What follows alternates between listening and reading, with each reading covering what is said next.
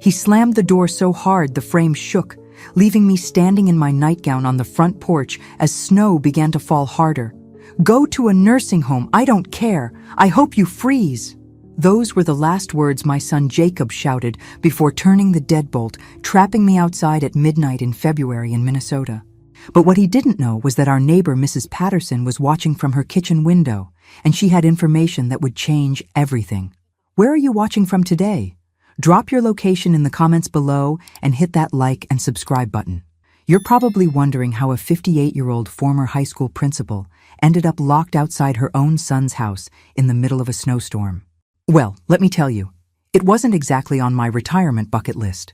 My name is Margaret Wells, and until 3 hours ago, I thought I was having a nice family dinner with my son Jacob and his wife Stephanie. I'd been living with them for 8 months since my divorce was finalized. 28 years of marriage down the drain when I caught my ex-husband Richard with his secretary in our bed. But that's another story for another day. Today's story starts with me selling my beautiful 4-bedroom colonial to split the assets and moving in with Jacob temporarily while I figured out my next steps. The argument started over something ridiculous, as these things usually do. I'd made a comment about the electric bill being higher than usual, suggesting maybe we could lower the thermostat a degree or two to save money. Innocent enough, right? Wrong. Stephanie immediately snapped that I was being controlling and nitpicky about their household decisions. "I'm just trying to be helpful," I said, keeping my voice level. After 30 years in education, I'd learned how to stay calm during confrontations. Helpful? Stephanie's voice got that sharp edge I'd grown to recognize over the past months. "You've been here 8 months criticizing everything we do. The way we load the dishwasher, how we discipline Emma, how much we spend on groceries. Jacob, my only child, the boy I'd raised to be respectful and kind, just sat there nodding along like a bobblehead. Mom, you have to understand Stephanie's point. This is our house. Our house. The house I'd helped them buy with a $20,000 down payment gift just 3 years ago. The house where I'd been paying a third of the mortgage since moving in, plus buying most of the groceries and handling the household cleaning because Stephanie was too busy with her part-time job at the boutique. I understand completely, I said, standing up to clear the dinner plates. I'll start looking for my own place tomorrow. That's when Jacob exploded. With what money? Mom, you're living here because you can't afford anywhere else. Dad got the better lawyer, remember? The cruelty in his voice stopped me cold. My own son was throwing my financial situation in my face.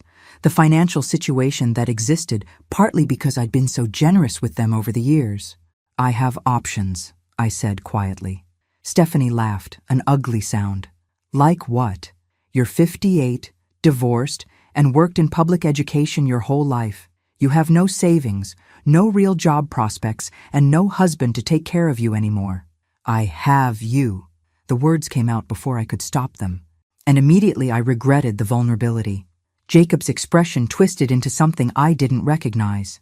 We never asked you to depend on us, Mom. We were helping you out, but we have our own lives to live. Emma's getting older and needs her own space. Stephanie wants to start her family business from the house. There just isn't room for everyone. So what are you saying? I'm saying maybe it's time to consider other options. There are some really nice assisted living places around here. You'd have your own space, activities with people your own age, meal plans. Assisted living. For a perfectly healthy 58-year-old woman whose only crime was getting divorced and trusting her family. I'm not ready for assisted living, Jacob. Well, you can't stay here forever. That's when I made my mistake. I got angry. Forever? I've been here 8 months and contributed more to this household than your wife does. Stephanie's face went white. Excuse me? You heard me. I pay for a third of everything. Do most of the cleaning, help with Emma's homework, and cook dinner 4 nights a week. What exactly do you contribute besides complaints? And that's when Jacob lost it completely. He started yelling about disrespect and boundaries and how I'd been undermining their marriage since day one. Stephanie was crying dramatically, talking about how I'd made her feel unwelcome in her own home. The whole thing spiraled out of control in about 5 minutes. The next thing I knew, Jacob was grabbing my arm and marching me toward the front door. You need to cool off outside for a few minutes and think about how you want to handle this. Jacob, it's snowing, and I'm in my nightgown. Then maybe you'll think faster. The door slammed, the lock clicked, and there I was, standing on the porch in my thin cotton nightgown and slippers, watching snowflakes land on my bare arms while my son and daughter-in-law went back to their warm house. The temperature was dropping fast, probably already below 20 degrees. My fingers were starting to go numb, and I could feel my feet getting wet through my house slippers. I banged on the door for about 10 minutes, calling Jacob's name, but there was no response. Either they couldn't hear me, or they were ignoring me. I was starting to panic, wondering if I could make it to my car in the garage, when I heard a voice. "Margaret! Oh my goodness, what are you doing out there?" Mrs. Patterson from next door was hurrying across her yard in a heavy coat and boots, her gray hair covered by a knit hat. "I'm having a disagreement with Jacob," I said, trying to keep the humiliation out of my voice. "In a nightgown? In February?" Her voice was incredulous. "Come on, you're coming to my house right now before you get frostbite." I started to protest, but she was already taking my arm and leading me across the snowy yards toward her warm front porch. "Helen, I can't impose on you like this." "Nonsense. My brother's visiting for the week anyway. There's plenty of room." As we reached her door, she paused and looked back at Jacob's house, her expression hardening. "Margaret, there's something you should know about your son's job situation." "What do you mean?" She opened her door and ushered me into the blessed warmth. "My brother is his boss." I stopped moving. "What?" "My brother Peter runs the marketing division at Hartwell Industries. He's been Jacob's supervisor for the past year and a half." My mind raced. Jacob worked for Hartwell Industries, one of the biggest employers in town. If Mrs. Patterson's brother was his boss, that meant she probably knew things about Jacob's work situation that I didn't. "Helen," I said carefully, "is there something I should know?" She handed me a thick robe from her hall closet and gestured toward her living room sofa. "Honey, sit down. We need to talk." The hot chocolate Helen made was the most beautiful thing I'd seen all evening, and not just because my hands were finally warm enough to hold the mug. I was wrapped in her late husband's terry cloth robe, thick wool socks on my feet, sitting in front of a crackling fireplace while snow continued to fall outside. Meanwhile, my son was probably sleeping soundly in his warm bed, completely unconcerned about whether his mother had frozen to death on his front porch. "Peter's upstairs on a work call, but he'll be down soon," Helen said, settling into the chair across from me. "Margaret, I have to ask you something, and I want you to be honest with me." I nodded, though I wasn't sure I was ready for whatever she was about to tell me. "How much do you know about Jacob's job performance lately?" The question caught me off guard. "I know he's been stressed. He's been working longer hours, seems tired a lot. He mentioned something about a big project that was taking up most of his time." Helen's expression was carefully neutral. "What else has he told you about work?" "Not much. Jacob's never been one to talk about his job in detail. When I ask how his day went, he usually just says it was fine or busy." I paused, studying her face. "Helen, what aren't you telling me?" Before she could answer, heavy footsteps came down the stairs, and a man who was clearly Helen's brother appeared in the doorway. Peter Patterson was probably 60, tall and lean with silver hair and the kind of confident bearing that suggested he was used to being in charge. "You must be Margaret," he said, extending his hand. "I'm Peter. Helen told me what happened tonight. I'm glad she brought you in from the cold. Thank you for letting me stay. I'll find somewhere else to go tomorrow." Peter and Helen exchanged a look that I couldn't interpret. "Margaret," Peter said, sitting down on the edge of the coffee table so he was facing me directly. "I need to tell you something about your son, and I need you to promise me you'll hear me out before you react." My stomach clenched. "Is Jacob in trouble at work?" "Jacob's been on what we call a performance improvement plan for the past 6 months, Peter said gently. "It's essentially a formal warning system. His work quality has declined significantly. He's missed several important deadlines, and there have been complaints from other team members about his attitude." The words hit me like ice water. "What kind of complaints?" "Inappropriate comments during meetings, showing up late, leaving early without permission. Last month, he had a verbal altercation with a coworker that resulted in HR getting involved." I set down my hot chocolate, my hands suddenly shaking again, but not from the cold.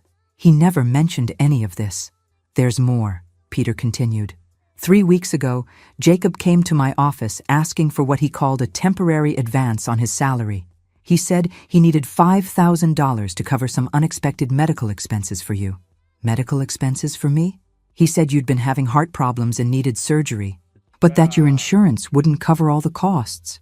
He was very convincing, talked about being worried about his mother's health and wanting to make sure you got the best care. I felt sick. Peter, I haven't had any heart problems. I haven't been to the doctor for anything more serious than a routine checkup in over a year. Helen leaned forward. Margaret, did Jacob ever give you $5,000 for medical expenses? No. God, no. I looked between them, the implications hitting me like a truck. He lied to get money from his boss. Peter nodded grimly. I approved the advance because I believed him. Jacob's always seemed like a decent kid, and helping an employee with a family medical emergency is something our company supports. The money was supposed to be deducted from his paychecks over 6 months. Was supposed to be? He's been pushing back on the deduction schedule, claiming the amount is putting too much financial strain on your household. He asked if he could extend the repayment period to 2 years with a smaller monthly amount. The room was spinning slightly. Jacob had stolen money from his employer by lying about my health, and then tried to negotiate easier repayment terms while literally throwing me out of his house for suggesting we save $20 a month on electricity. Peter, what happens if an employee defaults on a salary advance? His expression was serious. It becomes grounds for immediate termination. Plus, if the amount is substantial enough and was obtained through false pretenses, the company has the right to pursue legal action. How substantial is substantial enough? $5,000 definitely qualifies. I sat back against the sofa cushions, my mind racing. Jacob was in serious trouble at work, had lied to steal money, and was probably going to lose his job soon. No wonder he'd been stressed and irritable. No wonder he'd been talking about money problems and assisted living for me. He was probably panicking about how he was going to support his family without a job. Margaret, Helen said softly, there's something else you should know. I wasn't sure I could handle anything else, but I nodded. Last week, I saw Stephanie at the boutique where she works. She was showing her co-workers pictures of vacation resorts in Hawaii, talking about booking a 2-week trip for March. Hawaii? I stared at her. They're planning a vacation to Hawaii? A very expensive vacation, from what I overheard. She was talking about booking first-class flights and staying at some luxury resort. The hypocrisy was breathtaking. They were planning a Hawaiian vacation while telling me they couldn't afford to let me live with them anymore. While Jacob was stealing money from his employer and lying about my medical bills. Peter cleared his throat. Margaret, I have to ask you something, and I need you to be completely honest with me. Of course. Do you have any documentation that proves you haven't had the medical expenses Jacob claimed you had? Medical records, insurance statements, anything that would show you haven't needed surgery or treatment for heart problems? I thought about it. I have insurance statements from the past year that show I've only used my benefits for routine checkups and prescription refills for my blood pressure medication. Would that be enough? It would be a start. The thing is, if Jacob lied about the medical emergency to obtain that advance, it's not just a personnel matter anymore. It's potentially criminal fraud. The word fraud hung in the air between us. My son, the boy I'd raised to be honest and responsible, had committed fraud against his employer. What are you suggesting? Peter leaned back, considering his words carefully. I'm suggesting that you might have more power in this situation than you realize. Jacob's job depends entirely on my discretion right now. His financial stability, his ability to make mortgage payments, his family's security. All of it hinges on whether I choose to push forward with termination and legal action, or whether I find a reason to give him another chance. I stared at him, understanding dawning slowly. You're saying I have leverage. I'm saying that tomorrow morning, when Jacob realizes his mother spent the night at his boss's house, he might be very interested in having a different conversation about respect and living arrangements. Helen smiled for the first time all evening. Sometimes justice comes in the form of a snowstorm and a well-timed revelation. I picked up my hot chocolate again, feeling warmth spread through me that had nothing to do with the temperature of the drink. My son had thrown me out into the cold, literally and figuratively. But by morning, he was going to discover that he'd made a very expensive mistake. Peter, I said, what time do you usually get to work? 8:30. Why? I think Jacob and I need to have a conversation first thing in the morning, and I think it would be very helpful if he knew exactly who he was dealing with. Outside, the snow was still falling, but I wasn't worried about being cold anymore. In fact, I was starting to think that Jacob was the one who should be worried about freezing. After all, revenge is a dish best served cold, and Minnesota in February was about as cold as it gets. I woke up at 6 a.m. in Helen's guest room to the sound of frantic knocking next door. Through the window, I could see Jacob on his own front porch in pajamas and a coat, clearly locked out of his own house. Stephanie must have been in the shower and couldn't hear him knocking. The irony was delicious.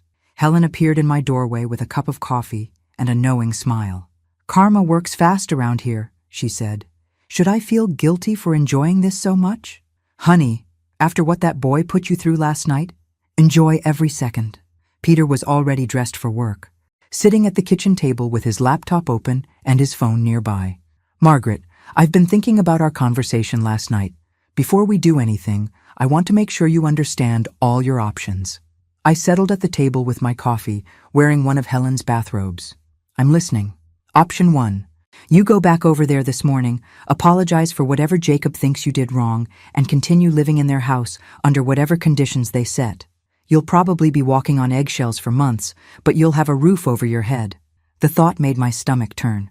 What's option 2? Option 2. We use the information we have to reset the power dynamic.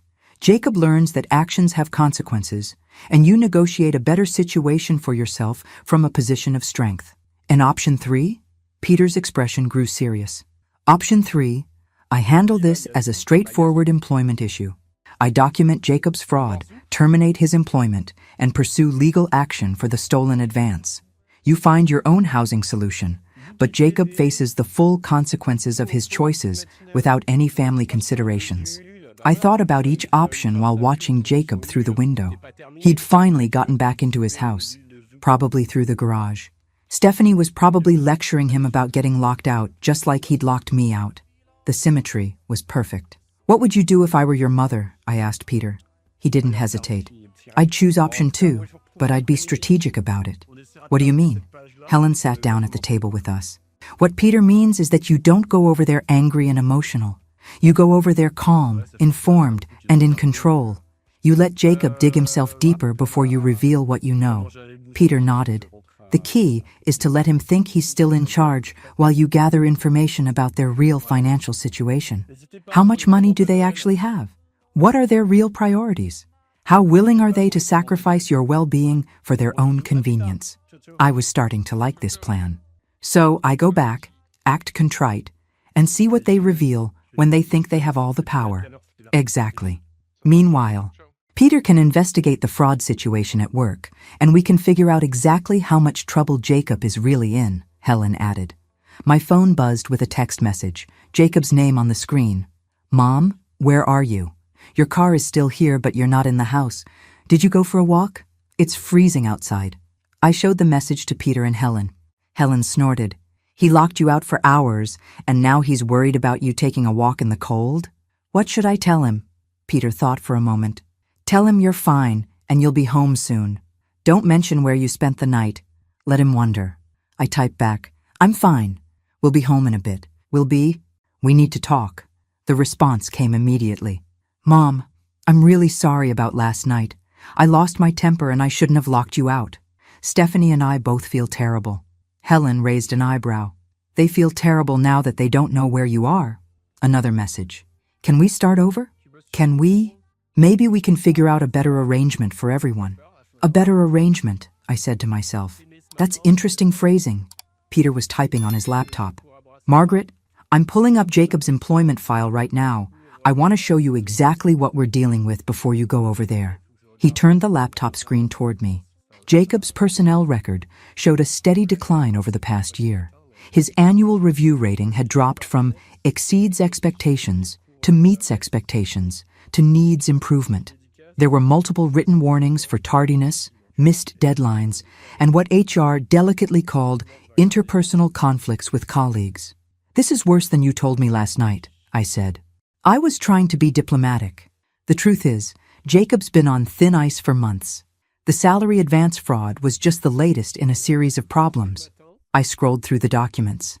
There was a complaint from a female coworker about inappropriate comments Jacob had made during a team meeting. Another report about him leaving work early without permission to go to what he claimed was a family emergency, but which turned out to be a golf outing with friends. Peter, how close is he to being fired even without the fraud issue? Very close. I'd already scheduled a meeting with HR for next week to discuss termination. The salary advance situation just accelerated the timeline. My phone buzzed again. Another text from Jacob. Mom, please come home. Stephanie made your favorite breakfast. We really want to work this out. Your favorite breakfast? Helen looked skeptical. I don't have a favorite breakfast that Stephanie knows how to make. She barely knows how to make coffee. Peter closed his laptop. Margaret, when you go over there, I want you to pay attention to a few things. First, listen to how they talk about money. Are they really struggling financially, or are they just prioritizing other expenses? Second, notice how they treat you when they think they need something from you versus how they treated you last night when they thought they had all the control. And third, see if you can find out about this Hawaii vacation. If they're planning expensive trips while claiming they can't afford to let you live with them, that tells you everything you need to know about their priorities. I stood up and went to look out the window at Jacob's house. Their kitchen lights were on, and I could see movement inside. They were probably preparing for the conversation we were about to have, maybe planning their strategy for managing the mother they'd thrown out like trash 12 hours ago. Helen, can I borrow some clothes? I want to look put together when I go over there. Of course. Honey, what's your plan? I'm going to be the sweet, apologetic mother they expect me to be. I'm going to listen to their generous new offer for my living situation. I'm going to ask questions about their financial situation and their future plans. I turned away from the window and smiled at both of them. And I'm going to let them hang themselves with their own rope. Peter grinned. I like your thinking. And Margaret? Yes? My business cards are on the hall table. Take one with you. Don't show it to them, but keep it in your pocket, just in case you need to remind yourself that you're not powerless in this situation. What time is your meeting with Jacob about the salary advance? I haven't scheduled it yet. I was waiting to see how this morning plays out. Perfect. Give me 2 hours to have my conversation with them. Then we'll know exactly how this is going to go. I headed upstairs to get dressed, feeling more confident than I had in months. Jacob and Stephanie thought they'd played their trump card last night when they locked me out. They thought they'd shown me exactly how dependent and powerless I was. Instead, they'd just given me the information and motivation I needed to turn the tables completely. By the time I walked back into that house, I was going to know exactly what they were really thinking, what they really wanted, and what they were willing to sacrifice to get it. And then, Jacob was going to get a phone call from his boss that would change everything. I knocked on my own son's front door at 8:15, wearing Helen's navy blue dress and carrying myself with the dignity of someone who definitely hadn't spent the night wondering if she was going to freeze to death. Jacob opened the door immediately, like he'd been watching for me from the window. Mom! Thank God, we were so worried. He pulled me into a hug that felt more desperate than affectionate. Where were you? Your car was here, but you were gone all night. I found somewhere warm to stay, I said simply, stepping into the house that had felt like a trap just 12 hours earlier. Stephanie appeared from the kitchen, her hair perfectly styled and her smile absolutely radiant. Margaret, we're so glad you're okay. I made pancakes and bacon, your favorite. Pancakes and bacon weren't my favorite anything, but I smiled graciously. That's very thoughtful, Stephanie. The dining room table was set with their good dishes, the ones they usually saved for company. Fresh orange juice in actual glasses instead of the plastic cups they normally used. Flowers from their yard arranged in a vase. They'd gone all out to create the impression that I was an honored guest instead of the woman they'd literally locked out in a snowstorm. Mom, sit down, please, Jacob said, pulling out my chair. Stephanie and I stayed up most of the night talking about everything. We realized we handled last night completely wrong. I sat down and waited. In my pocket, Peter's business card felt like a secret weapon. Stephanie brought out a plate of perfectly golden pancakes, and Jacob poured coffee into my cup with exaggerated care. The performance was almost convincing. The thing is, Jacob began, settling into his own chair, We've been under a lot of financial pressure lately, and I think we took it out on you unfairly. Financial pressure? I asked, adding just the right amount of concerned, motherly worry to my voice. Stephanie nodded, her expression serious. Jacob's been working so hard, taking on extra projects, trying to position himself for a promotion. It's been really stressful. Extra projects. I almost choked on my orange juice. According to Peter, Jacob had been doing the opposite of extra work. A promotion? I asked. That sounds promising. Jacob's smile was tight. Well, it's not guaranteed yet. But my boss has been giving me more responsibilities, and I think it's heading in that direction. More responsibilities like being placed on a performance improvement plan and getting written up for missing deadlines. That's wonderful, honey. What kind of promotion are you hoping for? Department supervisor, he said without hesitation. It would mean a significant salary increase, better benefits, more security for our family. Stephanie reached over and squeezed his hand. We're trying to be optimistic, but it's scary when you're waiting to hear about something that could change your whole life. The lies were flowing so smoothly, I almost admired their creativity. Jacob wasn't being considered for a promotion. He was about to be fired. He wasn't taking on extra responsibilities. He was failing to meet basic job requirements. And he definitely wasn't getting a salary increase. He was on the hook for $5,000 he'd stolen by lying about my medical needs. I can understand how that kind of uncertainty would be stressful, I said sympathetically. Is there anything I can do to help?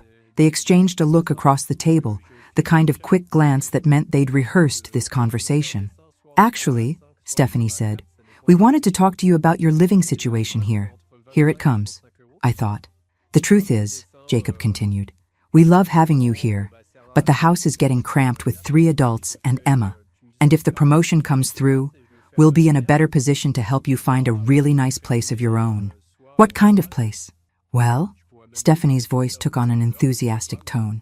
We've been researching some beautiful senior living communities in the area. Places with activities and social opportunities. Maybe a little apartment where you'd have complete independence, but also support if you need it. Senior living communities. They were still pushing the same agenda as last night, just with better packaging. Those sound expensive, I said carefully. They can be, Jacob admitted, but we'd help with the costs, especially once my promotion goes through. In fact, we've already looked at a few places just to get an idea of what's available. You've already looked? Stephanie nodded eagerly. There's one called Sunset Manor that's absolutely beautiful. Private apartments, meal plans, a fitness center, even a library. We drove by last week just to see what it looked like. Last week, they'd been apartment hunting for me while I was paying 1/3 of their mortgage and doing their housework. And how much would a place like that cost? Around $3,000 a month, Jacob said. But like I said, we'd help with that. $3,000 a month that they expected to help with using a salary from a job he was about to lose and money he'd stolen from his employer. That's very generous, I said. But I'd want to contribute to my own expenses. I couldn't let you carry that burden. Mom, you don't have much in savings after the divorce, Stephanie said gently. We know Dad got the better deal in the settlement. Actually, Richard had gotten the house and his retirement accounts, but I'd gotten half of everything else, plus alimony. My savings weren't extensive, but they weren't non-existent either. I just hadn't advertised the details of my financial situation. I might have more resources than you realize, I said. Jacob leaned forward. What do you mean? I mean, I've been looking into my options too. There might be some benefits available to me that could help with housing costs. It was technically true. I had been looking into my options, including the option of staying in their house and making them face the consequences of their choices. What kind of benefits? Stephanie asked. Oh, various programs for women over 55 who've gone through divorce, housing assistance, job training programs, things like that. Jacob looked relieved. That's great, Mom. If you could qualify for some assistance, it would make the transition so much easier. Speaking of transitions, I said casually, when were you thinking this move might happen? Another exchanged glance. Well, Jacob said slowly, sooner might be better than later. How much sooner? Stephanie jumped in. We were thinking maybe by the end of the month. That would give you time to get settled before spring, and it would give us time to prepare for the promotion and everything that comes with it. End of the month. 2 weeks away. 2 weeks seems quite fast, I said. We know it's a lot to ask, Jacob said. But honestly, Mom, I think you'll be happier with your own space. More independence, people your own age to socialize with, activities designed for seniors. People my own age. I was 58, not 88. And what about Emma? I asked. Won't she miss having Grandma around? Stephanie's smile flickered for just a moment. Of course she'll miss you, but she's at an age where she needs more privacy. Teenage girls, you know. Emma was 11. Plus, Jacob added, you'll be able to visit any time. Maybe even have Emma spend weekends with you at your new place. She'd probably love having sleepovers in a senior community. The picture they were painting was becoming clearer by the minute. They wanted me out immediately. They expected me to pay for expensive senior housing with resources I supposedly didn't have. And they thought they were going to maintain the relationship on their terms with occasional visits and sleepovers. This all sounds very thoughtful, I said, finishing the last of my pancakes. I appreciate how much planning you've put into this. They both looked relieved. So you're okay with the timeline? Stephanie asked. Well, I'll need to make some phone calls today, check on those benefit programs, maybe visit a few of these communities to see what's available. Of course, Jacob said. Take all the time you need. Today, I mean. We know this is a big decision. I looked at my watch. 8:45. Peter would be at his office by now, probably wondering how my conversation was going. Actually, I should start making those calls right away. Time-sensitive applications, you understand. Absolutely, Stephanie said. Use the house phone if you need to make long-distance calls. I stood up from the table, gathering my dignity around me like armor. Thank you both for breakfast and for being so understanding about last night. Jacob stood up too. Mom, we really are sorry about how that went down. We never should have let it escalate like that. You're right, I said. You shouldn't have. I headed toward the living room to get my purse, both of them following me with expressions of hopeful expectation. Oh, one more thing, I said casually, turning back toward them. I hope I didn't worry you too much by not coming home last night. I know you must have been concerned about where I was staying. We were worried, Jacob said. Where did you end up going? I smiled sweetly. I stayed with a neighbor. Lovely people. The husband works downtown in management somewhere. Very successful from what I can tell. I left them to wonder about that while I headed upstairs to gather my thoughts and make some phone calls. Phase 1 of my plan was complete. I now knew exactly how desperate they were to get rid of me, exactly how willing they were to lie about their financial situation, and exactly how little they valued my contributions to their household. Phase 2 was going to be much more interesting. I pulled Peter's business card out of my pocket and reached for my phone. Peter answered on the first ring. How did it go? Even better than we hoped, I said quietly, closing the guest room door behind me. They want me out by the end of the month. They've already been looking at senior living facilities for me, and Jacob just told me he's being considered for a promotion to department supervisor. A promotion? Peter's laugh was sharp. Margaret, I'm looking at a termination letter I drafted yesterday. Jacob's performance review is scheduled for this afternoon, and it's not going to be a pleasant conversation. They also mentioned that Jacob's been taking on extra projects and more responsibilities. The only extra responsibility Jacob has right now is explaining to HR why he lied about your medical expenses to steal $5,000 from the company. I looked out the guest room window at my car in Jacob's driveway. Peter, they're planning something. This isn't just about wanting me out of the house. They've clearly been working on this plan for weeks. What makes you say that? They've already researched senior living places. They have specific timelines, and they're way too prepared with answers about finances and benefits. Plus, Stephanie mentioned seeing brochures and visiting facilities. You don't do that level of research overnight. Peter was quiet for a moment. Margaret, what did they say about money? Are they offering to help pay for this senior living arrangement?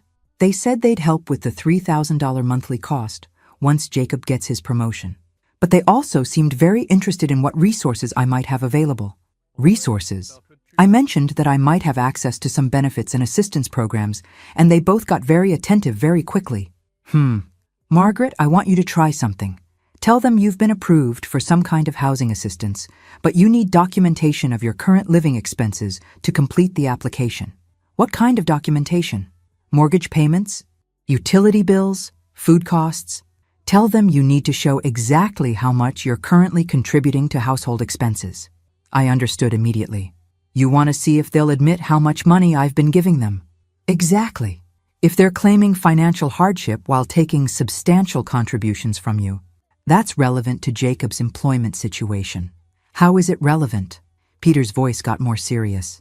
Because if Jacob is receiving significant financial support from family members while claiming he needs salary advances for medical emergencies, that suggests a pattern of financial dishonesty that goes beyond just one fraudulent request. I hadn't thought about it that way, but it made sense. Jacob had been taking money from me every month while crying poverty to his boss. There's something else, I said. I think they might be planning a vacation.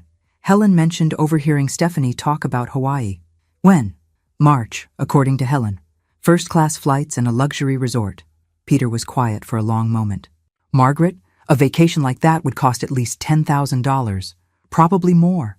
$10,000 while they're asking you for advances and telling me they can't afford to let me live here. I think we need to accelerate our timeline, Peter said. Can you find out more about this vacation? Dates? Costs? How they're planning to pay for it? I can try. What about Jacob's work situation? I'm moving his review to 11 o'clock this morning. I want to confront him about the salary advance before he has time to prepare any more lies. I looked at my watch. 9:15. So in less than 2 hours. Jacob is going to find out that his boss knows he committed fraud. He's going to find out that his boss knows he lied about your medical expenses, yes. What he won't know immediately is that his boss's sister is the neighbor who took you in last night. The pieces were falling into place beautifully. Jacob would spend the morning thinking he had his mother's living situation under control, only to discover that his professional life was falling apart. And by the time he came home tonight, he'd be facing a very different conversation than the one he expected. Peter, what happens if he tries to blame me? What if he claims I knew about the salary advance and approved of it? Do you have any documentation that shows you haven't had medical expenses? Yes, I have insurance statements going back a year that show minimal claims. Just routine checkups and my blood pressure prescription. Perfect. Bring those with you when you come back to Helen's house. I want to copy them before my meeting with Jacob. Should I tell Helen what's happening? Helen already knows. She's the one who suggested we accelerate the timeline. She's also the one who remembered that Stephanie was talking about vacation upgrades and spa packages, not just basic resort accommodations. Upgrades and spa packages. The expenses were climbing even higher. Margaret, I want you to do something else today. What? I want you to act like you're seriously considering their senior living plan. Ask them to drive you to look at facilities. See how eager they are to speed up the process. You think they'll try to rush me into something? I think they're more desperate than they're letting on. If Jacob knows he's in trouble at work, even subconsciously, he might be pushing harder to resolve what he sees as other financial drains. Financial drains. Like his mother, who'd been contributing to his household expenses for 8 months. I'll call you after I visit some facilities, I said. What time is Jacob's meeting? 11 o'clock. I'll call you as soon as it's over. I hung up and sat on the edge of the guest bed, looking around Helen's cheerful room with its floral wallpaper and photographs of grandchildren. 12 hours ago, I'd been a homeless woman in a nightgown, dependent on my son's charity and subject to his whims. Now I was a strategist with inside information and powerful allies. My phone buzzed with a text message from Stephanie. How are those phone calls going? Any good news on benefits? I typed back, very promising, should know more this afternoon. Her response came immediately. Wonderful. Let us know if you need help with paperwork or applications. I smiled, thinking about the paperwork Jacob was going to be dealing with in about an hour. Personnel files, insurance fraud documentation, termination letters. Another text arrived. Jacob suggested we could drive you to look at a few places today if you're interested. Get a feel for what's available. They were eager. Very eager. That would be great, I replied. I'd love to see Sunset Manor and maybe 1 or 2 others. Perfect. We can leave whenever you're ready. I looked at my watch again. 9:25. Jacob's workday was about to become very interesting, but he didn't know it yet. Meanwhile, I was about to spend the morning touring senior living facilities with 2 people who had no idea that their financial house of cards was about to collapse. I gathered my insurance paperwork from my purse and headed downstairs. Phase 2 of the plan was about to begin, and I was discovering that I had quite a talent for strategic thinking. After 30 years of managing difficult teenagers and navigating school district politics, dealing with manipulative adults was turning out to be remarkably similar. The main difference was that this time, the stakes were personal, and I was highly motivated to win. Winter's Revenge, a story of justice served cold. Part 2. At exactly 11 o'clock, while I was standing in the lobby of Sunset Manor pretending to be impressed by their craft room, Jacob's phone rang. He glanced at the caller ID and his face went pale. "It's my boss," he said to Stephanie, his voice tight. "I need to take this." He stepped away from us, walking toward the parking lot while I continued my Oscar-worthy performance of examining activity schedules with the facility director. But I was watching Jacob through the window, and what I saw was a man's world falling apart in real time. His posture changed first, shoulders hunching forward like he was bracing for impact. Then his free hand went to his forehead, the universal gesture of someone receiving very bad news. By the time he hung up, his face had gone from pale to gray. "Everything okay?" Stephanie asked when he returned, though she clearly already knew it wasn't. "I have to go into work. Right now. There's some kind of emergency meeting." Emergency meeting. I almost felt sorry for him. Almost. "Can't it wait?" Stephanie's voice had an edge of panic. "We're in the middle of helping your mother find a place to live." Jacob looked at me, and for the first time all day, I saw genuine fear in his eyes. "Mom, I'm really sorry, but this can't wait. Can we continue the tour later?" "Of course, honey. Work comes first." I kept my voice perfectly understanding while inside I was practically glowing with satisfaction. "Is everything all right?" "Everything? You look worried." "I'm sure it's nothing serious. Probably just some paperwork issue that needs to be cleared up." Paperwork issue. Well, that was one way to describe fraud charges. The drive back to their house was tense. Jacob gripped the steering wheel like it was the only thing keeping him anchored to reality. While Stephanie peppered him with questions he clearly couldn't answer. "What kind of emergency meeting happens on such short notice?" "I don't know, Steph. Did you do something wrong?" "I don't think so." "Well, what did your boss say exactly?" "He said there were some discrepancies in my personnel file that needed immediate attention." Discrepancies. Peter was handling this perfectly. When we pulled into their driveway, Jacob's hands were actually shaking as he turned off the engine. "I better change into a suit," he mumbled, heading for the house like a man walking to his execution. "Margaret," Stephanie said, grabbing my arm before I could follow him. "What did you think of Sunset Manor?" Her desperation was almost palpable. Even with Jacob clearly in crisis, she was still focused on getting me out of their house. "It was lovely," I said. "Very clean, good security, nice amenities." "So you'd be interested in applying?" "I think so, though I'd want to see a few more places before making a decision." Stephanie's smile was strained. "Of course. We want you to find the perfect fit." Inside the house, we could hear Jacob upstairs, opening and closing drawers frantically, probably looking for his best tie. The one he'd worn to job interviews before he'd gotten his position at Hartwell Industries. The irony was perfect. "Stephanie," I said carefully, "is Jacob under a lot of pressure at work lately? He seems more stressed than usual." She hesitated, and I could see her weighing how much to reveal. "He's been working really hard for this promotion. Sometimes that means walking a fine line between being ambitious and being too pushy. You know? Too pushy. That was an interesting way to describe lying to steal money. Has he mentioned any specific concerns about his job security?" "Why would you ask that?"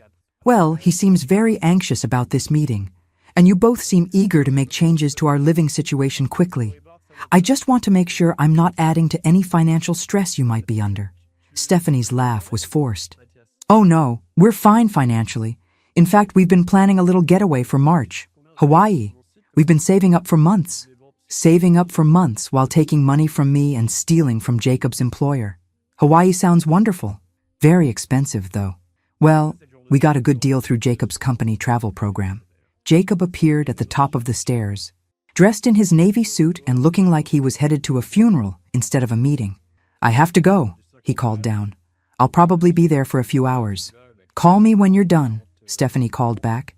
"Let me know how it goes." He nodded and headed for the garage, leaving us alone in a house that suddenly felt much larger and quieter. "More coffee?" Stephanie asked, but I could tell her mind was elsewhere. "Actually, I think I'll rest for a bit. The morning was more tiring than I expected." I headed upstairs to the guest room, closed the door, and immediately called Helen. "He just left for his meeting," I said quietly. "He looked like he was going to be sick. Peter called me 20 minutes ago."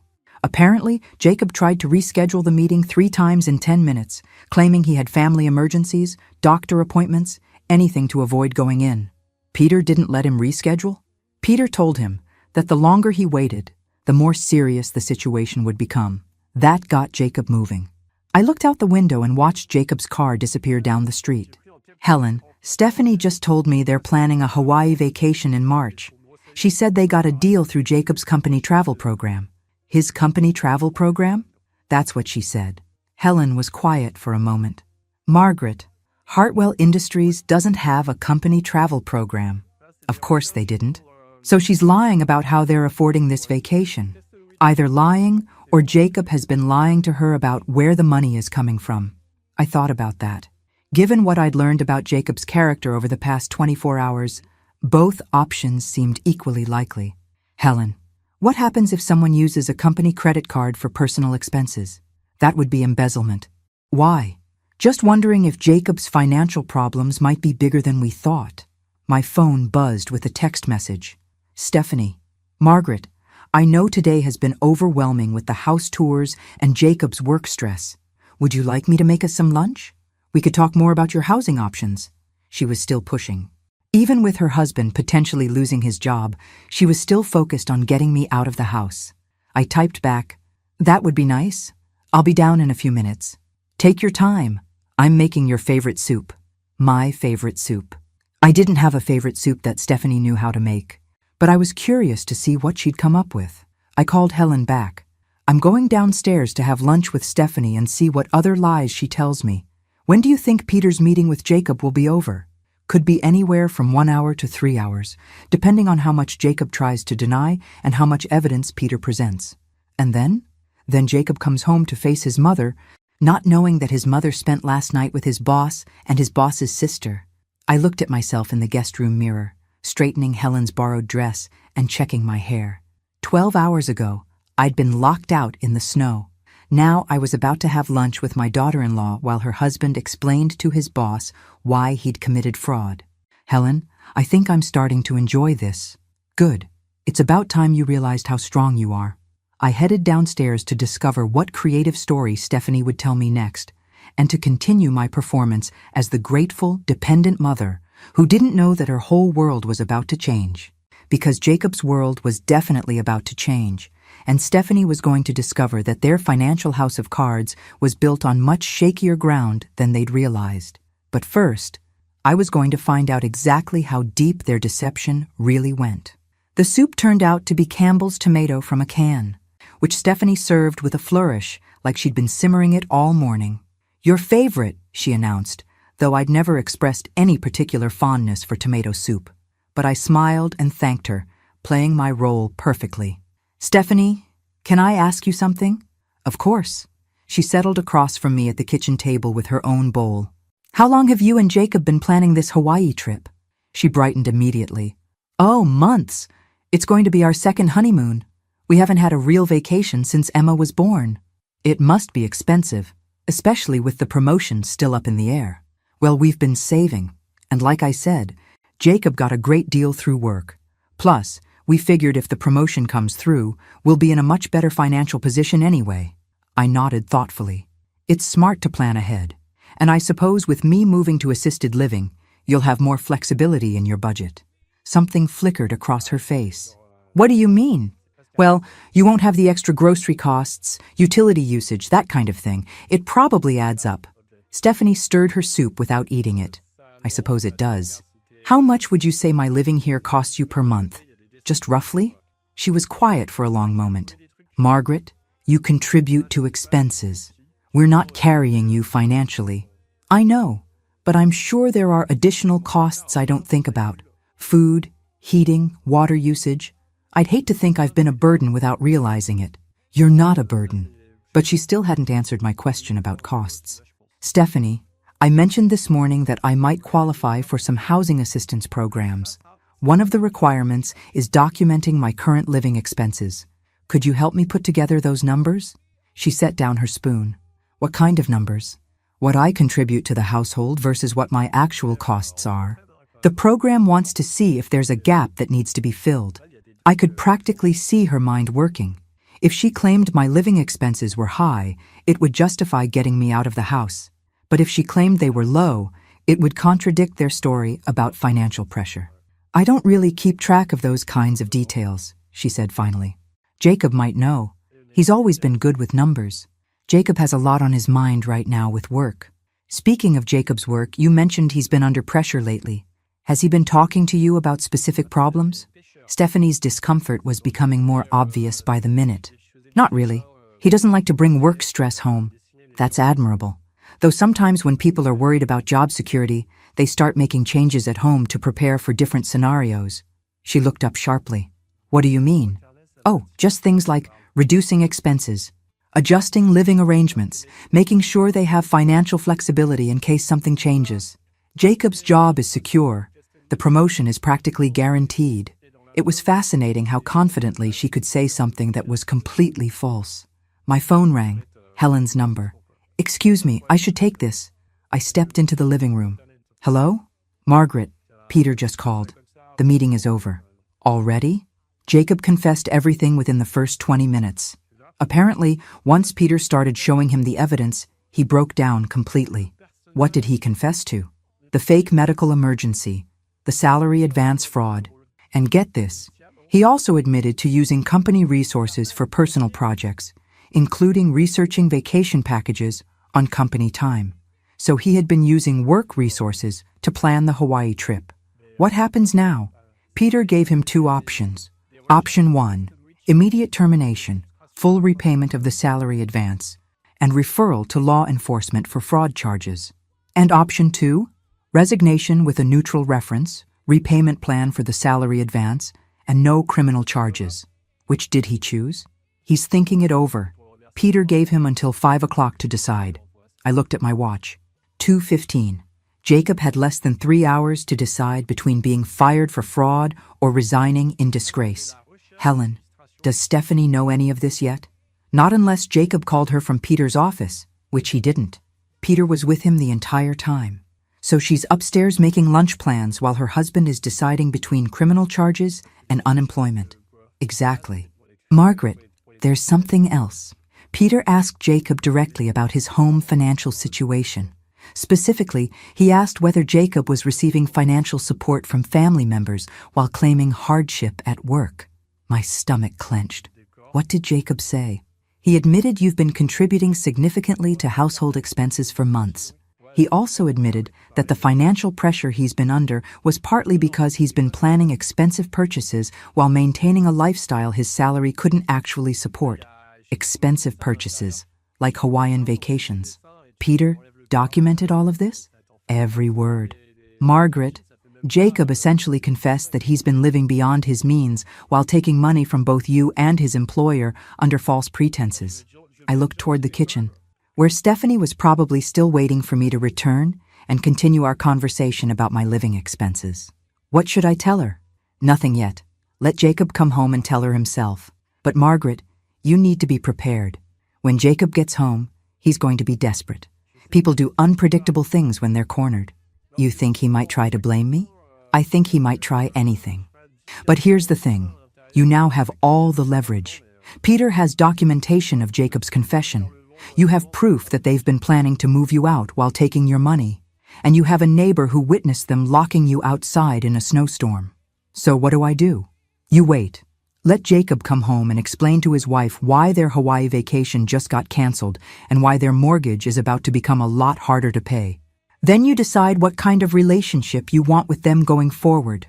I hung up and returned to the kitchen, where Stephanie was still sitting with her untouched soup. Everything okay? She asked. Just a neighbor checking on me after last night. She was worried.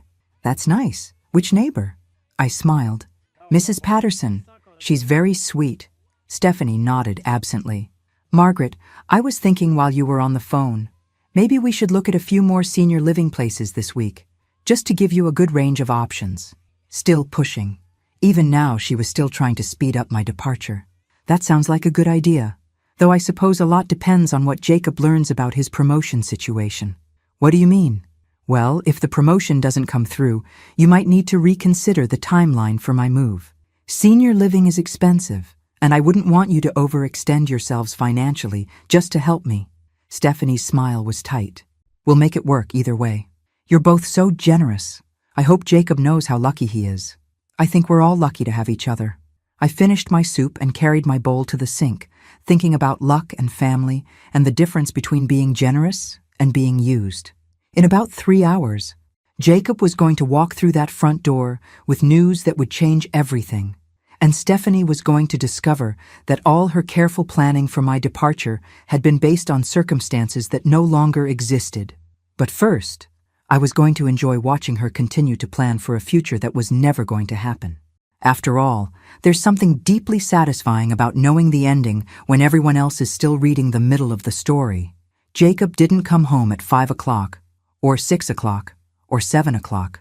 By 8 p.m., Stephanie was pacing the living room like a caged animal, checking her phone every 30 seconds and jumping every time she heard a car in the distance. "This isn't like him," she kept saying. "He always calls if he's going to be late." I sat on their couch, ostensibly reading a magazine, but actually watching her unravel with clinical fascination. She'd tried calling Jacob 6 times in the past hour, each call going straight to voicemail. "Maybe his meeting ran long," I suggested helpfully. "What kind of meeting lasts 9 hours? The kind where your husband has to choose between criminal fraud charges and voluntary resignation," I thought. "Should we call the office?" Stephanie asked. "What if something happened to him?" "I'm sure he's fine. Jacob's always been responsible about taking care of himself." Responsible. That was generous, considering his recent track record. At 8:30, car doors slammed in the driveway. Stephanie rushed to the window, then froze.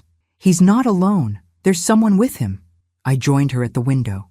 Jacob was walking up the driveway with another man, both of them looking like they'd spent the day at a funeral. The other man was tall, well-dressed, and carried himself with the authority of someone used to handling difficult situations. "Who do you think that is?" Stephanie whispered. I had a pretty good idea, but I kept my expression puzzled. Maybe someone from work? The front door opened, and Jacob's voice carried into the living room. "Steph? Mom, we need to talk." We gathered in the living room, where Jacob introduced his companion as Mr. Richardson from the company's legal department. Mr. Richardson had the poker face of someone who'd delivered bad news many times before. "I asked Mr. Richardson to come with me because there are some legal implications to what I need to tell you," Jacob began, his voice shaky. Stephanie sank into her chair. "Legal implications? Mom, Stephanie, I need to tell you both something, and I need you to let me get through it before you ask questions." I nodded encouragingly, though inside I was thinking that this was going to be better than any television drama. "I'm no longer employed at Hartwell Industries. As of this afternoon, I submitted my resignation." Stephanie's face went white. "What? Jacob, what happened?" "There were some irregularities in my personnel file. Financial irregularities." Mr. Richardson spoke for the first time. "Mr. Wells obtained a salary advance under false pretenses. Specifically, he claimed the advance was needed for emergency medical expenses for his mother." All eyes turned to me. I arranged my expression into confusion and concern. "Medical expenses? Jacob, what medical expenses?" Jacob couldn't meet my eyes. "I told them you needed heart surgery and that insurance wouldn't cover all the costs." "Heart surgery?" My voice rose perfectly. "Jacob, I haven't needed any surgery. I don't have heart problems." "I know, Mom. I know." I lied. Stephanie was staring at him like she'd never seen him before. "You lied to steal money from your employer?" "It wasn't stealing exactly. I was planning to pay it back." Mr. Richardson cleared his throat. The advance was for $5,000. "Mr. Wells has made no payments toward repayment in the 6 weeks since he received the funds.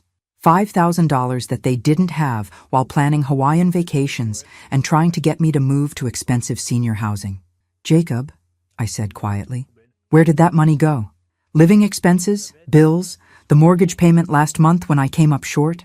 Stephanie was doing the math in her head, and I could see the moment she realized the implications. "The Hawaii trip," she whispered. "We can cancel that," Jacob said quickly. "I already started looking into the cancellation policies." "The deposits are non-refundable," Stephanie said. We put down $3,000 just last week. Mr. Richardson made a note on his legal pad. Mr. Wells, as we discussed this afternoon, you have 30 days to begin repayment of the advance. The company has agreed not to pursue criminal charges, provided you meet the payment schedule. What if he can't make the payments? Stephanie asked. Then the matter will be referred to law enforcement for prosecution. The room fell silent except for the tick of their antique wall clock. Jacob looked like he'd aged 10 years in one day, and Stephanie kept opening and closing her mouth like she couldn't find words. There's something else, Jacob said finally. Something else. Of course there was. My resignation means we'll lose our health insurance at the end of the month, and obviously the promotion I mentioned isn't happening. Stephanie stood up abruptly. I need some air. She walked out of the room, and a few seconds later we heard the back door slam. Mr. Richardson gathered his papers. Mr. Wells, you have my card.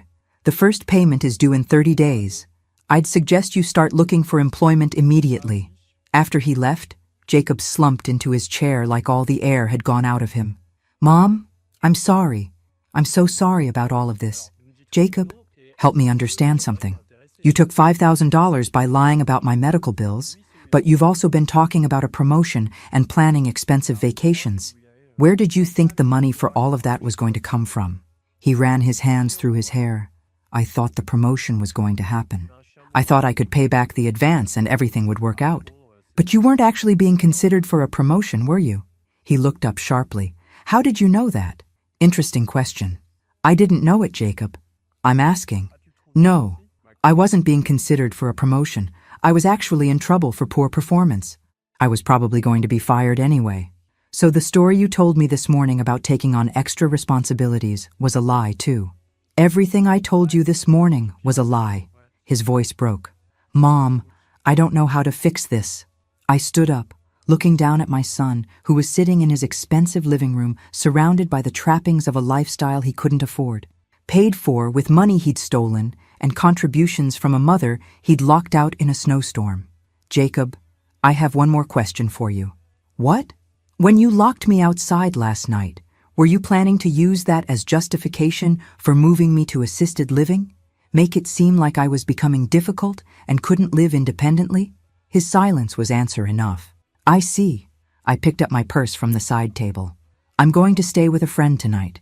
We can continue this conversation when you've had time to think about what kind of relationship you want to have with me going forward. Mom, where are you going? Which friend? I paused at the living room doorway. Someone who doesn't lock family members outside in snowstorms and then lie about their medical bills to steal money. Mom, please, don't leave. We can work this out. Jacob, for the first time in months, I'm going to sleep somewhere I feel welcome and safe. I suggest you spend tonight figuring out how to explain to your wife why your financial planning was based on fraud and fantasy. I left him sitting alone in his living room, probably calculating how he was going to make mortgage payments without a job, without stolen money, and without his mother's financial contributions. Outside, I could see Stephanie in the backyard, sitting on their deck in the cold February air, probably doing the same calculations, but I wasn't worried about either of them anymore. I was walking across the snow-covered yard toward Helen Patterson's warm, welcoming house, where people told the truth and treated family members with respect. And tomorrow, I was going to decide exactly what my life was going to look like going forward.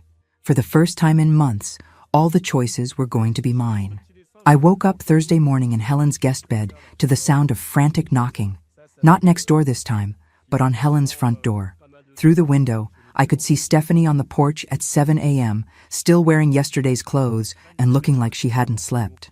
Helen appeared in my doorway with coffee and a grim expression. She's been out there for 10 minutes. Should I let her in? Let's see what she wants. I followed Helen downstairs and watched through the living room window as Helen opened the front door. Stephanie, what are you doing here so early? Is Margaret here? I need to talk to her. It's an emergency. What kind of emergency? Please, Mrs. Patterson, I know she's here. I saw her come over last night. Helen stepped aside to let Stephanie in, and I appeared at the top of the stairs in Helen's robe, looking like I'd just woken up. Stephanie, what's wrong? She looked up at me with red-rimmed eyes and desperation written across her face. Margaret, we need to talk. Privately. I came downstairs slowly, letting her wait. Helen, would you mind giving us a few minutes? I'll be in the kitchen if you need anything, Helen said, but her tone suggested she'd be listening to every word. Stephanie and I sat in Helen's living room, and I waited for her to begin. Margaret, I had no idea about any of what Jacob told us yesterday. I swear to you, I had no idea he lied to his boss or took that money. I believe you. You do? Jacob's been lying to both of us apparently, though in different ways. Stephanie wiped her eyes with the back of her hand. I don't know what we're going to do. He doesn't have a job. We owe $5,000 we don't have, and our mortgage payment is due next week. I nodded sympathetically. That does sound like a difficult situation. The thing is, she continued, and I could tell she was building up to something. We were hoping you might be able to help us figure out a solution. Here it comes. What kind of solution? Well, you mentioned yesterday that you might qualify for assistance programs. If you could get approved for housing assistance, and if we could work out some kind of arrangement where you stayed here a little longer, maybe we could all help each other through this rough patch. Fascinating. When they thought Jacob had a secure job and a promotion coming, they wanted me out immediately. Now that they were facing financial disaster, they wanted me to stay and continue contributing to their expenses. Stephanie, yesterday you were eager to have me move to senior living by the end of the month. What's changed? She had the grace to look ashamed.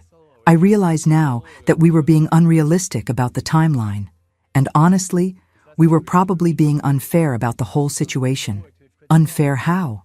We should have been more grateful for your help with expenses. Instead of treating your contributions like they were temporary, we should have recognized that you were helping us maintain a lifestyle we couldn't actually afford. Finally, some honesty.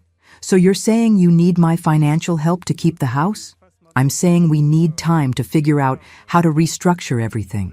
Jacob needs to find a new job. We need to pay back that money. And we need to cancel the vacation. Have you started looking into canceling the vacation? Stephanie's face crumpled. The deposits are non-refundable. $3,000 down the drain, plus we'll owe cancellation fees for the rest. How much will the cancellation fees be? Probably another $2,000. So they'd lost $5,000 on a vacation they'd planned while taking money from me and stolen from Jacob's employer. Stephanie, can I ask you something honestly? Of course. How long have you known that Jacob was having problems at work? She was quiet for a long moment. I suspected something was wrong for a couple months. He was stressed, secretive about phone calls, staying late but not getting any overtime pay. But when I asked him about it, he said he was working hard for the promotion. And you believed him? I wanted to believe him. Margaret, the truth is, we've been living beyond our means for over a year. The house payment, Emma's private school, my car payment, the credit cards. We needed Jacob's income to increase, not decrease. So when he told you about the promotion, you started planning based on money you didn't have yet. Yes. And when you moved in and started helping with expenses, it felt like breathing room. We should have been honest about how much we needed that help, instead of making you feel like you were imposing. I looked around Helen's comfortable living room, thinking about the difference between being needed and being valued. Stephanie, what exactly are you asking me to do? I'm asking if you'd consider staying with us while we work through this crisis. And I'm asking if you'd be willing to help us restructure our finances so we can all live together more sustainably. What would that look like? We'd need to know exactly what resources you have available. Income, savings, whatever assistance programs you might qualify for. Then we could create a budget that works for everyone. She wanted access to my complete financial information so they could plan around it. And in exchange, you'd have a stable place to live and we'd all work together as a family to get through this. I stood up and walked to Helen's window, looking across at the house where I'd been locked outside just 2 days ago. Stephanie followed me. Margaret, I know we made mistakes, big mistakes, but we're family.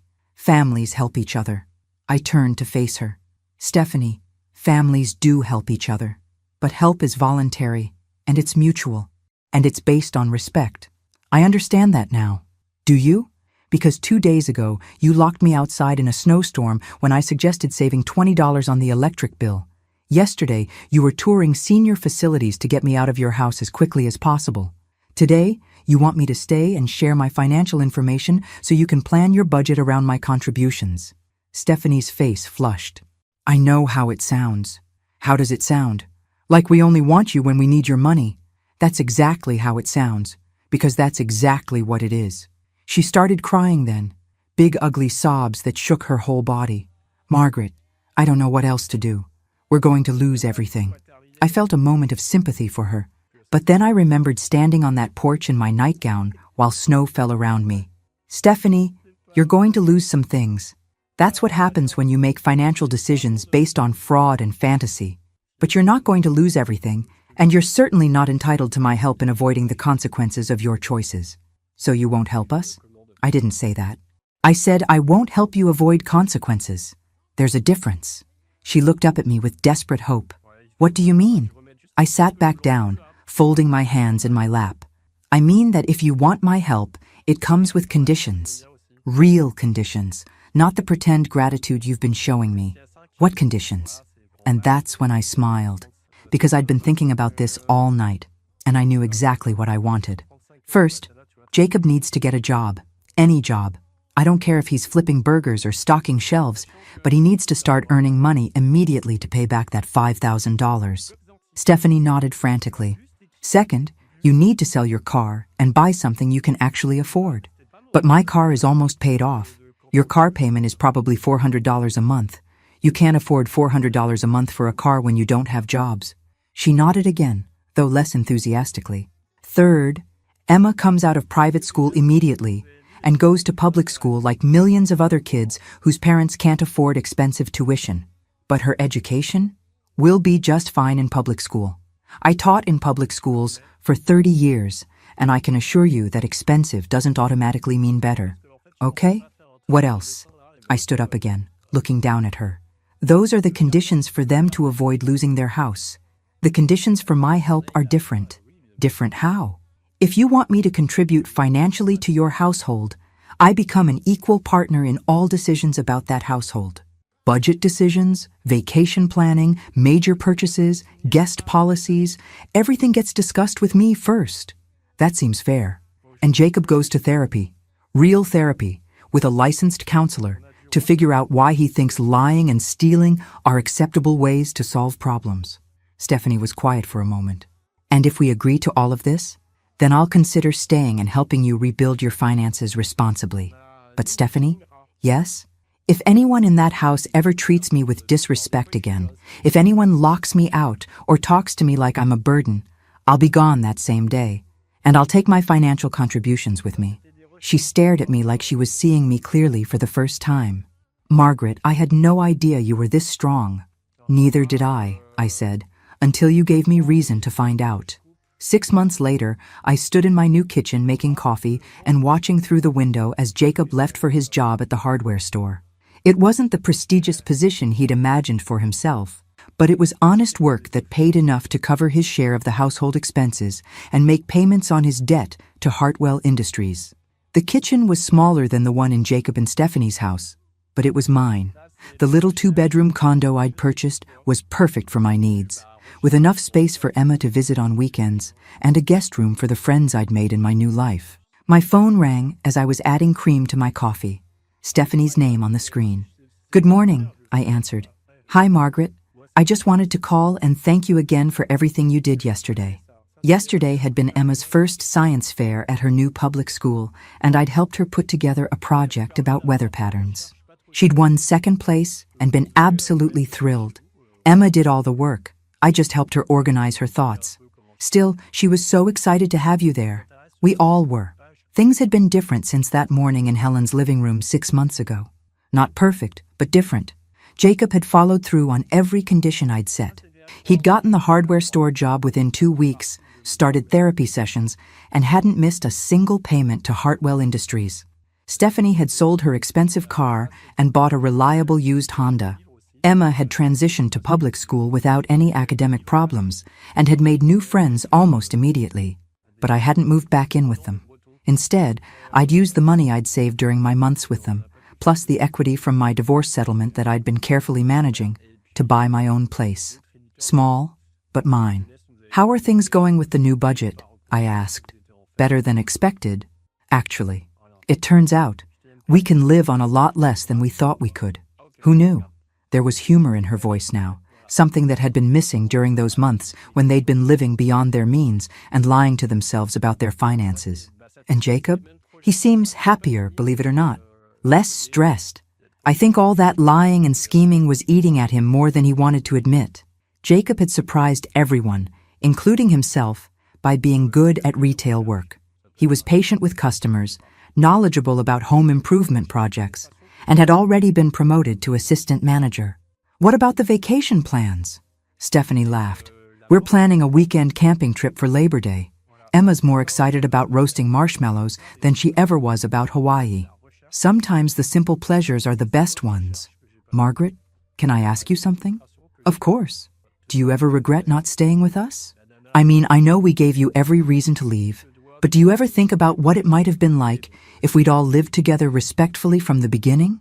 I looked around my sunny little kitchen, thinking about the book club I'd joined, the volunteer work I'd started at the literacy center, the independence I'd rediscovered. Stephanie, I think everything worked out exactly as it was supposed to. Even the night Jacob locked you out? Especially that night. If that hadn't happened, I never would have discovered how strong I could be on my own. After I hung up, I walked out to my small patio to water the plants I'd arranged there. Next door, Helen Patterson was working in her garden. Morning, Margaret. How are my favorite neighbors? Just got off the phone with Stephanie. Emma won second place at the science fair yesterday. That's wonderful. Are you still planning to take her to the museum next weekend? Wouldn't miss it. Helen straightened up, brushing dirt off her gardening gloves. You know, I was thinking about that night you showed up on my doorstep in your nightgown. What about it? I was thinking that sometimes the worst things that happen to us turn out to be the best things that ever happened to us. I considered that while watching a butterfly land on my petunias. Helen, do you think I would have found the courage to change my life if Jacob hadn't forced the issue? I think you would have found it eventually, but maybe it would have taken longer. Maybe. My phone buzzed with a text message. Emma. Grandma Margaret, can you teach me how to make chocolate chip cookies this weekend? Mom said you have the best recipe. I typed back, of course, sweetheart. We'll make enough for you to take some home to your parents. Another text came through immediately. Dad wants to know if you need help with anything around your condo. He says he owes you about 1 million favors. I smiled, thinking about how different our family dynamic had become. I was no longer the dependent mother living on their charity. I was the independent grandmother who chose to stay involved in their lives because I wanted to, not because I had to. Tell your dad I'm fine, but thank you for asking. Love you, Grandma Margaret. Love you too, Emma. I finished watering my plants and went back inside to get ready for my day. I had a volunteer shift at the literacy center this afternoon, and tonight I was meeting my book club to discuss our latest selection. As I was getting dressed, I thought about the woman I'd been 6 months ago. Grateful for any scrap of inclusion, willing to accept disrespect in exchange for a place to belong, convinced that my financial contributions were the most valuable thing I had to offer. That woman felt like a stranger now. The woman I'd become understood that respect wasn't negotiable, that love without boundaries wasn't really love, and that sometimes the kindest thing you can do for people is refuse to enable their bad decisions. Jacob and Stephanie had learned to live within their means because I'd refused to subsidize their financial fantasy. They'd learned to value my presence because I'd shown them I was perfectly capable of living without their approval. And Emma was growing up seeing a grandmother who was strong, independent, and unwilling to settle for less than she deserved. My doorbell rang, interrupting my thoughts. Through the peephole, I saw a delivery truck. Package for Margaret Wells? I signed for the box and carried it inside, curious about what it might be. The return address was Helen's. Inside was a framed photograph of the three of us, Helen, Peter, and me, taken at Peter's retirement party last month. We were all smiling, dressed up for the occasion, looking like the unlikely family we'd become. There was a note attached in Helen's handwriting. For the woman who taught us all that sometimes justice comes disguised as a snowstorm. With love and admiration, Helen and Peter. I set the photograph on my kitchen counter where I could see it while I made breakfast, thinking about justice and family and the difference between being chosen and being settled for. 6 months ago, I'd been locked out of a house where I was tolerated as long as I was useful. Today, I was surrounded by people who valued me for exactly who I was. The snow had melted months ago, but the lessons I'd learned during that cold February night were still with me. Sometimes you have to be willing to stand alone in the cold before you can find your way to real warmth. And sometimes the best revenge isn't revenge at all. It's building a life so good that you're grateful to the people who forced you to find your own strength. I made myself a proper breakfast, something I'd never bothered with when I was focused on taking care of everyone else first. Then I sat at my own table, in my own kitchen, in my own home, and planned my day exactly the way I wanted it to be. At 58, I'd learned that independence isn't about not needing anyone. It's about knowing that you'll be fine either way, and choosing your relationships from a place of strength rather than fear.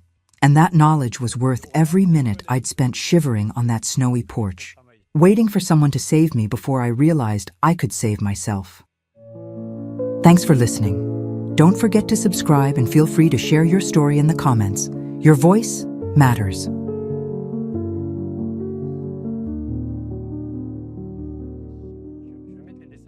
My 3 children stood in my living room, smirking as they slid a 4-page life agreement across my coffee table like they were doing me the biggest favor in the world. I signed it without reading a word, watching their faces light up with premature victory. What they didn't know was that I just handed them the rope they'd use to hang themselves. Where are you watching from today? Drop your location in the comments below and hit that like and subscribe button. Let me back up and tell you how I got to this moment, because trust me, you're going to want to hear every detail of what happened next. 7 days earlier, I'd buried my husband Robert after 42 years of marriage. Lung cancer took him despite his promises that he was too stubborn to die. The funeral was beautiful, I suppose. Half the town showed up, which is what happens in places like Millfield, where everyone knows everyone else's business better than their own. My children, Michael, Sarah, and David, played their parts perfectly. Grieving offspring, concerned about their poor widowed mother, making sure everyone saw how devoted they were. Michael even gave a speech about family being everything, which nearly made me laugh if I hadn't been so exhausted from 3 months of watching Robert waste away. "Mom looks so lost," I heard Sarah whisper to her husband Brad during the reception. "I'm worried about her living alone in that big house." That big house. The same house where Robert and I raised them, where Sarah learned to ride a bike in the driveway, where Michael brought his first girlfriend to dinner, where David studied for his SATs at the kitchen table. Suddenly it was too big, too much for poor old Mom to handle. The first hint of what was coming arrived 2 days after the funeral. Michael knocked on my door at 8 in the morning, carrying coffee and pastries from downtown. Sweet gesture. Except Michael hadn't brought me coffee since he was 16 and needed to borrow the car. "How are you holding up, Mom?" he asked, settling into Robert's favorite armchair like he belonged there. "I'm managing," I said, which was true. I've been managing things my whole life. "That's what I want to talk about," he said, leaning forward with that serious expression he inherited from his father. "The managing part. We've been thinking, Sarah, David, and I, that maybe you shouldn't have to manage everything alone anymore. We. When my children started using we instead of I, it usually meant trouble. I appreciate the concern, but I'm perfectly capable." "Of course you are," he interrupted smoothly.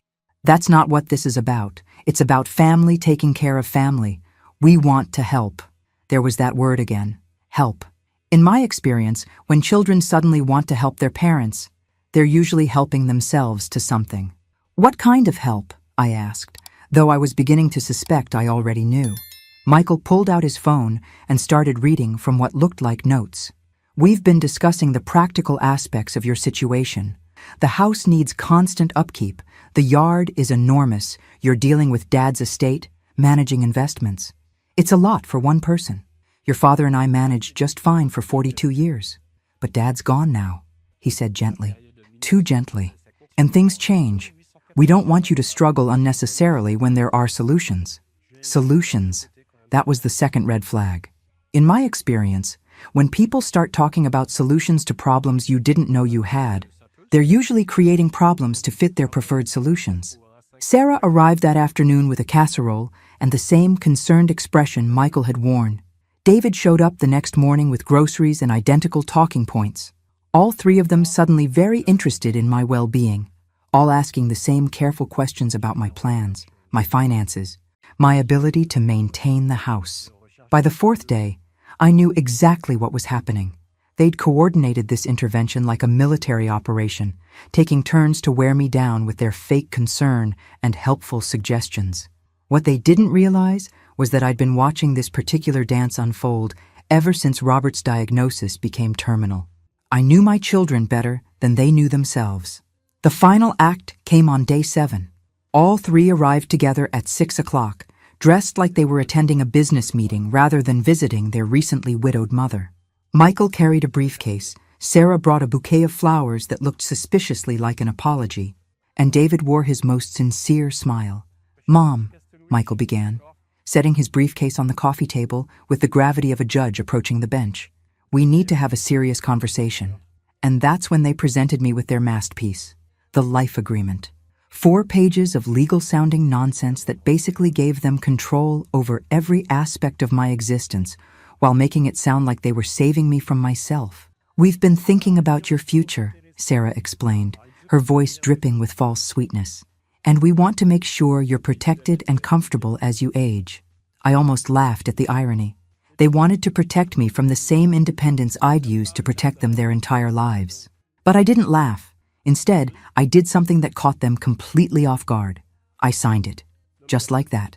No questions, no negotiations, no dramatic protests about my autonomy. I picked up the pen Michael had thoughtfully provided, flipped to the last page, and signed my name with the same flourish I'd used to sign their permission slips 30 years ago. The silence that followed was deafening. They'd prepared for arguments, tears, maybe even legal resistance. They hadn't prepared for immediate capitulation from a woman who'd never capitulated to anything in her life. "That's wonderful," Michael finally managed, though he looked like a hunter who'd set a trap for a bear and caught a butterfly instead. "We're so relieved," Sarah added, though her eyes darted nervously between her brothers. "We know this is for the best." David just stared at me like I'd grown a second head. But here's what my loving children didn't know as they exchanged those smug little glances and started discussing implementation timelines. I hadn't just signed their precious agreement, I'd signed their death warrant, because while they were busy planning my life, I'd been busy planning their education, and class was about to begin. The morning after signing their little agreement, I called my lawyer, not the family lawyer, Robert's old golf buddy who'd probably run straight to Michael with everything I said, but my lawyer. The one I'd hired 6 months ago when Robert's condition worsened, and I started thinking about things my children apparently thought I was too simple to understand. "Eleanor Washington," I said when my call was answered. "I need to see you today. It's time to implement what we discussed." Eleanor had been recommended by my friend Janet, whose own children had tried to pull something similar after her husband's stroke. Unlike me, Janet hadn't seen it coming. By the time she realized what was happening, they'd already moved her into assisted living and were selling her house. Learning from Janet's mistakes had been an expensive education, but the tuition was about to pay dividends. "Are you certain you want to proceed?" Eleanor asked during our afternoon meeting.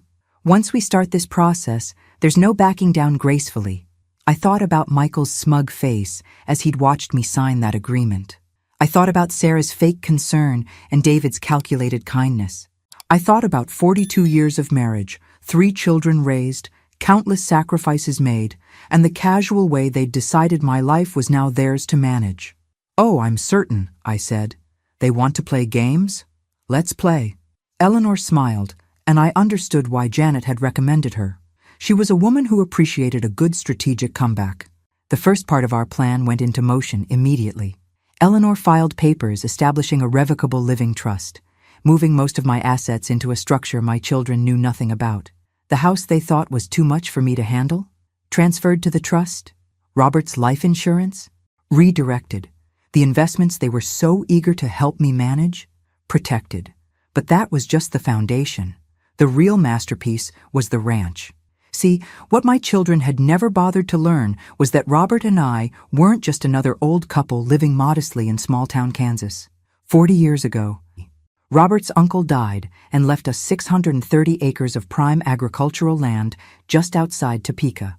We'd been leasing it to local farmers ever since, collecting rent payments that we'd quietly invested in a portfolio none of our children knew existed. The ranch was worth roughly $2.8 million at current land values. The investment portfolio had grown to just over $3.2 million. Combined with the house, Robert's pension, and our other assets, I was looking at approximately $7 million in total wealth. My children, bless their calculating hearts, thought they were manipulating a woman living on Social Security and life insurance proceeds. The second part of our plan involved what Eleanor called performance art. For the next several weeks, I was going to play the role of the confused, overwhelmed widow my children expected me to be. I would ask for help with simple tasks, seem grateful for their guidance, and gradually let them believe they were successfully taking control. Think of it as method acting, Eleanor explained. Let them show you exactly who they are when they think they have all the power. The third part was my personal favorite, documentation. Every conversation, every decision they tried to make for me, every casual comment about my declining capabilities would be recorded. Eleanor had recommended a private investigator named Marcus Webb, a retired police detective who specialized in family financial exploitation cases.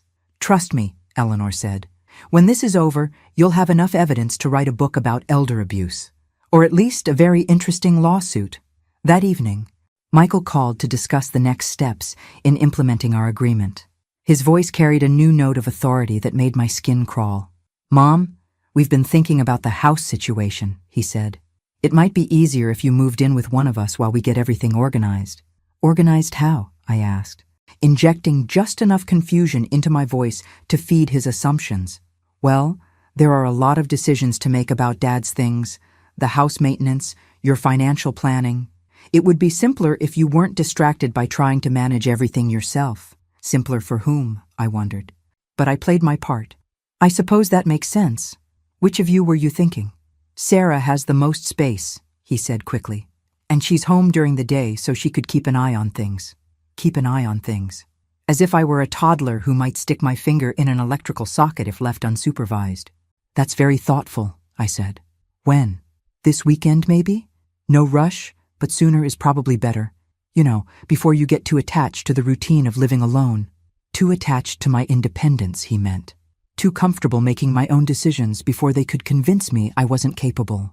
"This weekend sounds perfect," I agreed. "Should I pack everything? Or just essentials for now?" "Just essentials," he said, and I could hear the relief in his voice. "We'll take care of everything else gradually." Gradually. They were planning to empty my house gradually, selling off 42 years of marriage piece by piece while convincing me it was for my own good.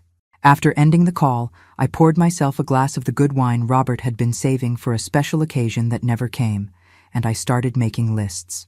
Not packing lists, strategy lists, names, phone numbers, account information, legal procedures, all the weapons I'd need for the war my children had just declared.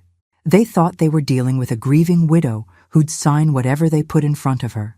They had no idea they'd just handed control of their inheritance to a woman who'd spent 42 years managing everything behind the scenes while letting their father think he was in charge.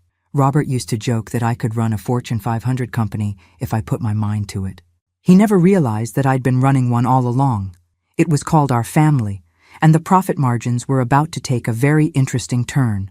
By Sunday, I'd be living under Sarah's roof, playing the grateful mother who needed to be managed. But I'd also be gathering intelligence, documenting their true intentions, and preparing for the moment when I'd reveal exactly how much they'd underestimated me. The game was starting, and I'd already made the first move. Moving in with Sarah felt like voluntarily walking into enemy territory, but I'd learned long ago that the best intelligence comes from behind enemy lines. Her house in suburban Kansas City was exactly what I'd expected. Everything designed for show, nothing built for comfort. "Mom, welcome to your new home," Sarah said, as Brad carried my single suitcase to the guest room. She'd emphasized the word home, like she was doing me an enormous favor, which I suppose in her mind she was. The guest room was nice enough. Beige walls, generic furniture, the kind of space designed to make visitors feel temporary, which was exactly what I was, though I suspected Sarah saw this arrangement lasting much longer than I did. "It's perfect, sweetie," I said, sitting on the bed and looking appropriately overwhelmed. I can't tell you how much this means to me. What it meant was that I now had front row seats to watch Sarah and Brad's daily routine, their phone conversations, their dinner table discussions about my future. What they didn't know was that I'd come equipped with Marcus Webb's special gift, a tiny recording device that looked exactly like the hearing aid I'd started wearing after Robert's funeral. "We want you to feel completely at home," Brad added, though his smile was the kind politicians use when shaking hands with constituents they'd rather avoid. "No schedule, no pressure, just family taking care of family." That phrase again, family taking care of family. If I heard it one more time, I might actually laugh out loud and ruin my carefully crafted performance. The first few days were educational. Sarah had apparently appointed herself as my case manager, scheduling everything from doctor's appointments to grocery runs like I was an invalid, rather than a woman who'd been managing households since before she was born. "Mom, I've made you an appointment with Dr. Peterson for Thursday," she announced over breakfast on Tuesday. "Just a general checkup to make sure you're handling the stress okay." Dr. Peterson, not my family doctor, who'd known me for 20 years and would have been puzzled by any sudden concerns about my mental state. Dr. Peterson, who happened to be Brad's golf partner and might be more willing to document whatever symptoms Sarah suggested I was experiencing. "That's thoughtful," I said, stirring my coffee with the confused expression I'd been perfecting. "Though I feel fine, maybe a little scattered, but that's normal for someone my age, isn't it?" Sarah exchanged a meaningful look with Brad. "Of course it's normal, Mom. We just want to establish a baseline. You know, make sure we catch any changes early." Changes. There was that word again, loaded with implications about my declining mental capacity that apparently everyone could see except me. Wednesday brought the financial advisor meeting. Michael arrived looking official in his best suit, carrying a briefcase full of papers that needed my signature. David showed up with his laptop, prepared to walk me through the various accounts and investments they'd discovered in Robert's records. "Mom, we found some accounts that Dad never mentioned to us," David said, opening his laptop with the air of someone delivering important news. "There's quite a bit more money than we realized." I leaned forward with appropriate interest. Though what I was really interested in was seeing how much of our financial picture they'd actually uncovered. The answer, it turned out, was depressingly little. They'd found Robert's 401k, his pension fund, the small savings account we'd used for monthly expenses, and the life insurance policy. Combined, they were looking at approximately $400,000, which they clearly thought was a fortune. What they hadn't found was the ranch, the investment portfolio, or any of the other assets Eleanor and I had carefully moved into the trust. That's wonderful," I said, injecting just enough surprise into my voice to make them believe I'd been as ignorant about our finances as they'd assumed. "Your father never talked about money with me. I just knew there was enough for bills and groceries." The look of pure satisfaction that passed between my sons was almost comical. Here was confirmation of every assumption they'd made about their poor, helpless mother, who'd never understood the first thing about financial planning. Michael opened his briefcase and pulled out a power of attorney document. "Mom, what we'd like to do is consolidate everything into accounts that are easier for you to understand. Simpler statements, automatic payments, that kind of thing. And to do that," David added, "we need you to sign some papers giving us authority to make changes on your behalf. Just temporary, until everything's organized. Temporary. Like the guest room arrangement, like the helpful suggestions about my daily routine, like every other temporary measure that would somehow become permanent once they had legal control." "That sounds complicated," I said, looking at the papers like they were written in hieroglyphics. "That's exactly why we want to handle it for you," Michael assured me. "You shouldn't have to worry about complicated financial decisions while you're grieving." While I was grieving, as if grief had somehow damaged my cognitive abilities along with my heart. I signed the papers, naturally, just like I'd signed their life agreement, with the same trusting smile and the same secret knowledge that they were about to learn a very expensive lesson about underestimating people. What they didn't know was that the accounts they were so eager to control contained exactly enough money to cover my basic living expenses for the next 6 months. Eleanor had insisted on leaving something for them to find, something that would feed their confidence while keeping them distracted from looking for anything else. "There," I said, handing back their signed documents. "I feel so much better knowing you boys are taking care of everything." The meeting ended with hugs and reassurances about how much easier my life was going to be now that I didn't have to worry about complicated things like managing my own money. That evening, after Sarah and Brad had gone to bed, I sat in the guest room and listened to the day's recordings through the tiny earpiece Marcus had provided. Every conversation, every aside, every moment when they thought I couldn't hear them. "She's more confused than I expected," Sarah's voice whispered from the afternoon session. "Did you see how she looked at those investment statements? Like she'd never seen them before?" "It's probably better this way," Brad had responded. "Makes everything cleaner if she genuinely doesn't understand what she's signing." Cleaner. As if stealing from your mother was just a matter of proper paperwork and plausible deniability. But the most revealing moment had come after my sons left, when Sarah called someone I didn't recognize. "Yes, she signed everything," Sarah had said. "No problems at all. Actually, I think this is going to be easier than we thought. She seems genuinely grateful that we're helping." Helping. That word was starting to sound like fingernails on a chalkboard. I plugged my phone into Eleanor's secure communication app and sent her the audio files from the day. Within an hour, she'd responded with a single message. "Perfect. Phase 2 is ready when you are." Phase 2 involved something my children hadn't counted on. Witnesses. Starting tomorrow, I was going to begin making some very interesting phone calls to very interesting people. People who knew exactly what healthy, capable 73-year-old women were supposed to sound like. People who might be very surprised to learn that I was supposedly confused and grateful and in need of management. The war was escalating, and my children still didn't even know they were fighting. Thursday's doctor's appointment was enlightening, in ways Sarah hadn't anticipated. Dr. Peterson turned out to be exactly the kind of physician I'd hoped to avoid. Condescending, rushed, and apparently willing to document whatever concerns my daughter had planted in his mind. "Mrs. Mitchell," he said, barely looking up from his chart as I settled into the examination chair.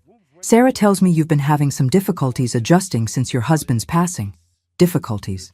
That was an interesting way to describe signing legal documents with full knowledge of what I was doing. "I wouldn't call them difficulties," I said carefully. "I'm grieving, certainly, but I'm managing fine." Dr. Peterson made a note, and I caught the phrase, "patient minimizing concerns," written upside down in his surprisingly legible handwriting. "She's been very forgetful," Sarah interjected from her chair by the window. "Yesterday she couldn't remember where she put her medication, and this morning she asked me twice about the same appointment." This was news to me, since I'd deliberately left my blood pressure medication in clear view on the bathroom counter, and I'd mentioned the appointment once to test whether she was paying attention. "Memory issues are common at your age." "Mrs. Mitchell," Dr. Peterson said, finally looking at me with the kind of smile people reserve for children and invalids, especially after a significant loss. "How would you say your concentration has been?" I pretended to think about it, letting confusion cross my face. "Sometimes I lose track of conversations," I said. Which was true. I did lose track of conversations when I stopped listening to people who were trying to manipulate me. More notes. More concerned looks between the doctor and my daughter. "I'd like to run some cognitive assessments," Dr. Peterson said. "Nothing invasive, just some simple tests to establish a baseline for your mental acuity." Baseline. There was that word again, the same one Sarah had used when arranging this appointment. They were building a paper trail, documenting my supposed decline for future reference. The tests were laughably simple. Count backwards from 100 by sevens, remember 3 words, identify the current president. I intentionally hesitated on the serial sevens, pretending to lose count once before finishing correctly, and I answered the date question after appearing to think about it longer than necessary. "Everything looks normal," Dr. Peterson said when we finished, though his tone suggested mild disappointment, perhaps slightly below average for processing speed, but well within normal range for someone experiencing grief, slightly below average.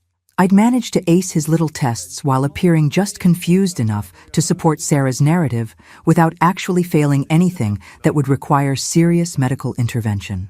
"But she should probably avoid making any major decisions for a while," Sarah said quickly. "You know, until the grief fog clears up." Grief fog. That was a new one. Dr. Peterson nodded gravely. "That's excellent advice.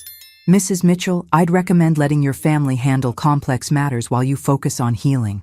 I left the appointment with a clean bill of health that had somehow been translated into medical justification for treating me like an invalid. Sarah seemed satisfied with the visit, chattering about how helpful it was to have professional confirmation of what the family had already observed. What she didn't know was that I'd been recording the entire appointment, and that Dr. Peterson's casual willingness to support a narrative he hadn't actually investigated was going to make for very interesting listening when Eleanor reviewed the files. That afternoon brought a surprise visitor.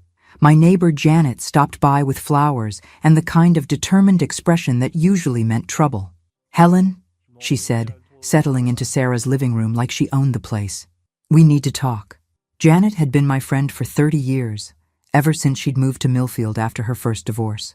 She was blunt, observant, and completely unimpressed by social niceties when she thought something was wrong. "About what?"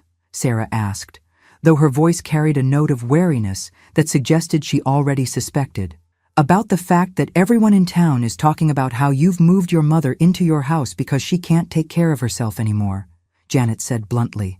Which is odd, because Helen seemed perfectly capable of taking care of herself when I saw her last week. I felt a surge of gratitude mixed with panic. Janet was trying to help, but her intervention could derail my carefully orchestrated plan if she convinced Sarah I was more competent than I was pretending to be. "Janet," I said carefully, "I appreciate your concern, but the children are just helping me through a difficult time." "Difficult time, my foot," Janet snorted. "Helen, you organized your husband's entire funeral, managed the estate paperwork, and handled 3 months of medical appointments without missing a beat. Now suddenly, you need help remembering where you put your pills?" The room went very quiet. Sarah's face had gone pale, and I could practically see her mental wheels spinning as she tried to figure out how much Janet actually knew. "Everyone grieves differently," Sarah said stiffly. "And Mom has been struggling more than she's willing to admit." "Have you?" Janet asked me directly. "Because you seemed sharp as a tack when we talked about Robert's insurance settlement. Knew every detail, every dollar amount. That didn't sound like someone who was struggling with confusion." "Insurance settlement." Sarah's head snapped around to look at me, and I realized Janet had just dropped information my daughter didn't know about. "What insurance settlement?" Sarah asked. "The one from Robert's employer," Janet said, looking surprised. "The additional life insurance policy they carried on long-term employees. Helen said it was a nice surprise, enough to make sure she wouldn't have to worry about—" "Janet," I interrupted quickly. "I don't think we should burden Sarah with financial details." But it was too late. Sarah's expression had shifted from confused to calculating, and I knew she was already planning to interrogate me about money I hadn't mentioned before. After Janet left, Sarah wasted no time in cornering me about the insurance settlement she'd just learned existed. "Mom, is there money you haven't told us about?" I let my face crumple slightly, as if I'd been caught in something embarrassing. "It's not that much," I said. "Just a little extra from Robert's work. I didn't want you children to worry about it." "How much is a little extra?" I pretended to think, letting confusion cloud my features again. "I'm not sure exactly. The lawyer has all the paperwork. Maybe 50,000? I get confused with all the numbers. 50,000. Just enough to seem significant without being large enough to change their fundamental assumptions about my financial situation. And of course, there was no additional insurance settlement. Eleanor had suggested I plant that story to see how quickly word would spread through the family network. "Mom," Sarah said, sitting down beside me with renewed patience, "this is exactly why we need to be involved in your finances. You can't keep track of everything yourself anymore. Can't keep track." As if I hadn't been managing our family's money for 42 years, while Robert took credit for every smart financial decision we'd ever made. That evening, I overheard Sarah on the phone with her brothers, describing the day's revelations with the excitement of someone who'd found unexpected treasure. "She's been hiding money," Sarah was saying. "Not intentionally, I think she genuinely forgot to mention it. But if there's 50,000 she forgot about, what else might be there? What else indeed? If they thought 50,000 was worth getting excited about, wait until they discovered what I'd actually been hiding." But that discovery was still weeks away. First, they needed to complete their transformation from concerned children to controlling manipulators. They needed to show me exactly who they really were when they thought they held all the cards. And I needed to finish documenting every single moment of their greed for the audience that would eventually judge them. Because this performance was just getting started. The transformation was remarkable to watch. Within 2 weeks of gaining what they thought was control over my finances, my children had morphed from concerned offspring into something that resembled a corporate board of directors running my life. Michael appointed himself CEO of my existence, calling twice daily to discuss administrative matters, like whether I needed new clothes or if my prescription medications required adjusting. Sarah became my social director, carefully managing my contact with friends and neighbors to ensure I wasn't overwhelmed by too much stimulation. David took charge of household management, deciding everything from what groceries I needed to which television programs were appropriate for my viewing. The most telling change was in how they talked to me versus how they talked about me. When addressing me directly, they maintained the fiction of respectful concern. When they thought I couldn't hear them, or when they were talking to their spouses, the mask slipped completely. "She's more pliable than I expected," I heard Sarah tell Brad during a phone conversation I wasn't supposed to overhear. "Honestly, I think she's relieved not to have to make decisions anymore." Relieved. As if the woman who'd spent 4 decades making every important decision in our household while letting Robert think he was in charge had suddenly lost the ability to choose her own breakfast cereal. The financial control was exercised gradually, like a noose tightening by degrees. First, they moved my checking account to a bank where Michael was listed as co-signer for convenience. Then they consolidated my credit cards, closing several accounts I'd maintained for years because they were unnecessarily complicated for someone in my situation.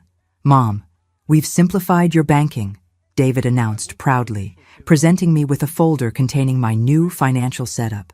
1 checking account, 1 savings account, 1 credit card with a reasonable limit. Much easier to keep track of. Much easier for them to monitor every dollar I spent, he meant. The credit card had a $500 monthly limit, barely enough to cover basic necessities, and all statements were sent directly to Michael's office for review. "What about the money from Robert's employer?" I asked, playing my role as the confused widow who couldn't quite remember financial details. "The insurance settlement Janet mentioned?" Michael exchanged glances with David before answering. "We're still working on that, Mom. There are some tax implications we need to research before we can make those funds available to you." Tax implications. Translation. They were trying to figure out how to access money that didn't actually exist while convincing me it was too complicated for my simple mind to understand. But the real revelation came during the family dinner Sarah hosted to celebrate my successful transition into their care. All 3 children attended with their spouses, along with my 2 teenage grandchildren, Emma and Jake, who looked distinctly uncomfortable with the conversation flowing around them. "To Mom," Michael said, raising his glass in a toast that felt more like a victory lap than a celebration, "for trusting us to take care of everything." Trust. Such an interesting word choice from someone who was systematically dismantling my independence while convincing me it was for my own good. "We're so proud of how well you're adapting," Sarah added. "It takes courage to admit when you need help." Admit when you need help. As if I'd reached some moment of clarity about my own limitations rather than simply signing papers they'd put in front of me. But it was during the after-dinner conversation that I finally heard the truth I'd been waiting for. The adults had moved to the living room while Emma and Jake cleaned up in the kitchen, and with several glasses of wine loosening their tongues, my children finally dropped all pretense. "The Peterson evaluation was perfect," Sarah was saying. "Nothing actionable, but enough documentation to support our position if anyone questions the financial arrangements later. If anyone questions." As if they were expecting challenges to their authority and had already prepared their defense. "The power of attorney gives us everything we need," Michael added. "And she signed it so readily there's no question about coercion or undue influence." Undue influence. A legal term someone had obviously researched carefully before beginning this operation. "What about the house?" Brad asked. "That's where the real value is." "We'll give it a few more months," David said. "Let her get settled into the routine here, maybe have another doctor's evaluation showing continued decline. Then we can suggest that maintaining the house is becoming too burdensome." Too burdensome. The same house I'd maintained flawlessly for 42 years was suddenly going to become too challenging for me to handle. The beauty is that she genuinely seems grateful, Sarah laughed. Yesterday, she thanked me for helping her organize her pill case. Her pill case, like she hasn't been taking the same 3 medications for 10 years. Grateful. If they only knew what I was actually grateful for, they might have chosen their words more carefully. But the conversation that followed was the moment I'd been waiting for, the revelation that would justify everything I was about to do to them. Once we sell the house and liquidate the accounts, Michael said, we should clear about $400,000 after expenses. Split 3 ways. That's enough to make a real difference. Brad and I could finally remodel the kitchen, Sarah said dreamily, and maybe take that European trip we've been talking about. I could pay off the boat, David added. Maybe upgrade to something bigger. They were already spending my money. Not just planning to inherit it someday, but actively dividing up assets they believed they already controlled. The house where I'd raised them, the savings Robert and I had accumulated through decades of careful planning, the insurance money I'd received after watching my husband die by inches, all of it was just numbers on their personal wish lists. But the final straw, the comment that would echo in my mind during everything that came next, came from Michael. The best part is that she'll never know the difference, he said, his voice carrying the satisfaction of someone who thought he'd pulled off the perfect crime. She's so confused about money anyway. We could tell her the house sold for half what it's worth, and she'd just nod and thank us for handling it. Never know the difference. They thought they were dealing with a woman so diminished by grief and age that they could rob me blind while convincing me they were doing me favors. From the kitchen, I heard Emma's voice, quiet but clear. Are you guys really going to steal Grandma's house? The silence that followed was absolute. Then Sarah's voice, sharp and defensive. We're not stealing anything, Emma. We're managing Grandma's affairs because she can't do it herself anymore. She seems fine to me, Jake said, and I felt a surge of pride in my grandson. She helped me with my history homework yesterday, and she remembered stuff about World War II that wasn't even in my textbook. That's different, Michael said dismissively. Long-term memory versus day-to-day decision-making. You mean the decision-making that lets you spend her money on kitchen remodels and boats? Emma shot back. The argument that followed was brief and heated, ending with both teenagers being sent to their rooms and the adults agreeing to discuss family matters more privately in the future. More privately, because they'd realized that even their own children could see what they were doing for what it was. That night, lying in Sarah's guest bed, I reviewed the evening's recordings and made my final decision. The documentation phase was complete. I had enough evidence of their intentions, their methods, and their complete disregard for my actual well-being to justify what came next. It was time for phase 3. Tomorrow morning, I was going to start the process of teaching my children the most expensive lesson of their lives. And unlike their previous education, this one was going to cost them everything they thought they'd already stolen from me. Because while they'd been planning my future, I'd been planning their reckoning. And their education was about to begin. The next morning, I called Eleanor and spoke 4 words that changed everything. It's time to move. Within 2 hours, she arrived at Sarah's house with a briefcase, a notary public, and the kind of smile that suggested someone was about to have a very bad day. Mrs. Mitchell, Eleanor said, as Sarah reluctantly led us into the dining room. I have some paperwork that requires your immediate attention. Sarah's face went pale. She'd clearly hoped to keep me away from lawyers until their control was more firmly established. What kind of paperwork? Mom doesn't usually handle legal matters without family present. Estate matters, Eleanor said crisply, pulling documents from her briefcase with the efficiency of someone who'd done this many times before. Time-sensitive issues that can't wait for family conferences. What happened next was a masterclass in legal precision. Eleanor presented me with a series of documents that I signed with the same trusting confusion my children had come to expect. The difference was that these papers were actually designed to protect me rather than exploit me. First, a revocation of the power of attorney my sons had convinced me to sign, replaced by a new arrangement naming Eleanor as my legal representative. Second, a competency evaluation request, demanding that any questions about my mental capacity be resolved through proper medical and legal channels rather than the opinions of golf-playing doctors and manipulative children. Third, a formal notice that all financial decisions made on my behalf over the past 2 weeks were being reviewed for potential irregularities. What does this mean? Sarah asked, reading over the documents with growing alarm. It means, Eleanor explained with professional courtesy, that your mother has decided to take a more active role in managing her own affairs. The temporary arrangements you've established are being reconsidered. The word reconsidered hung in the air like a threat.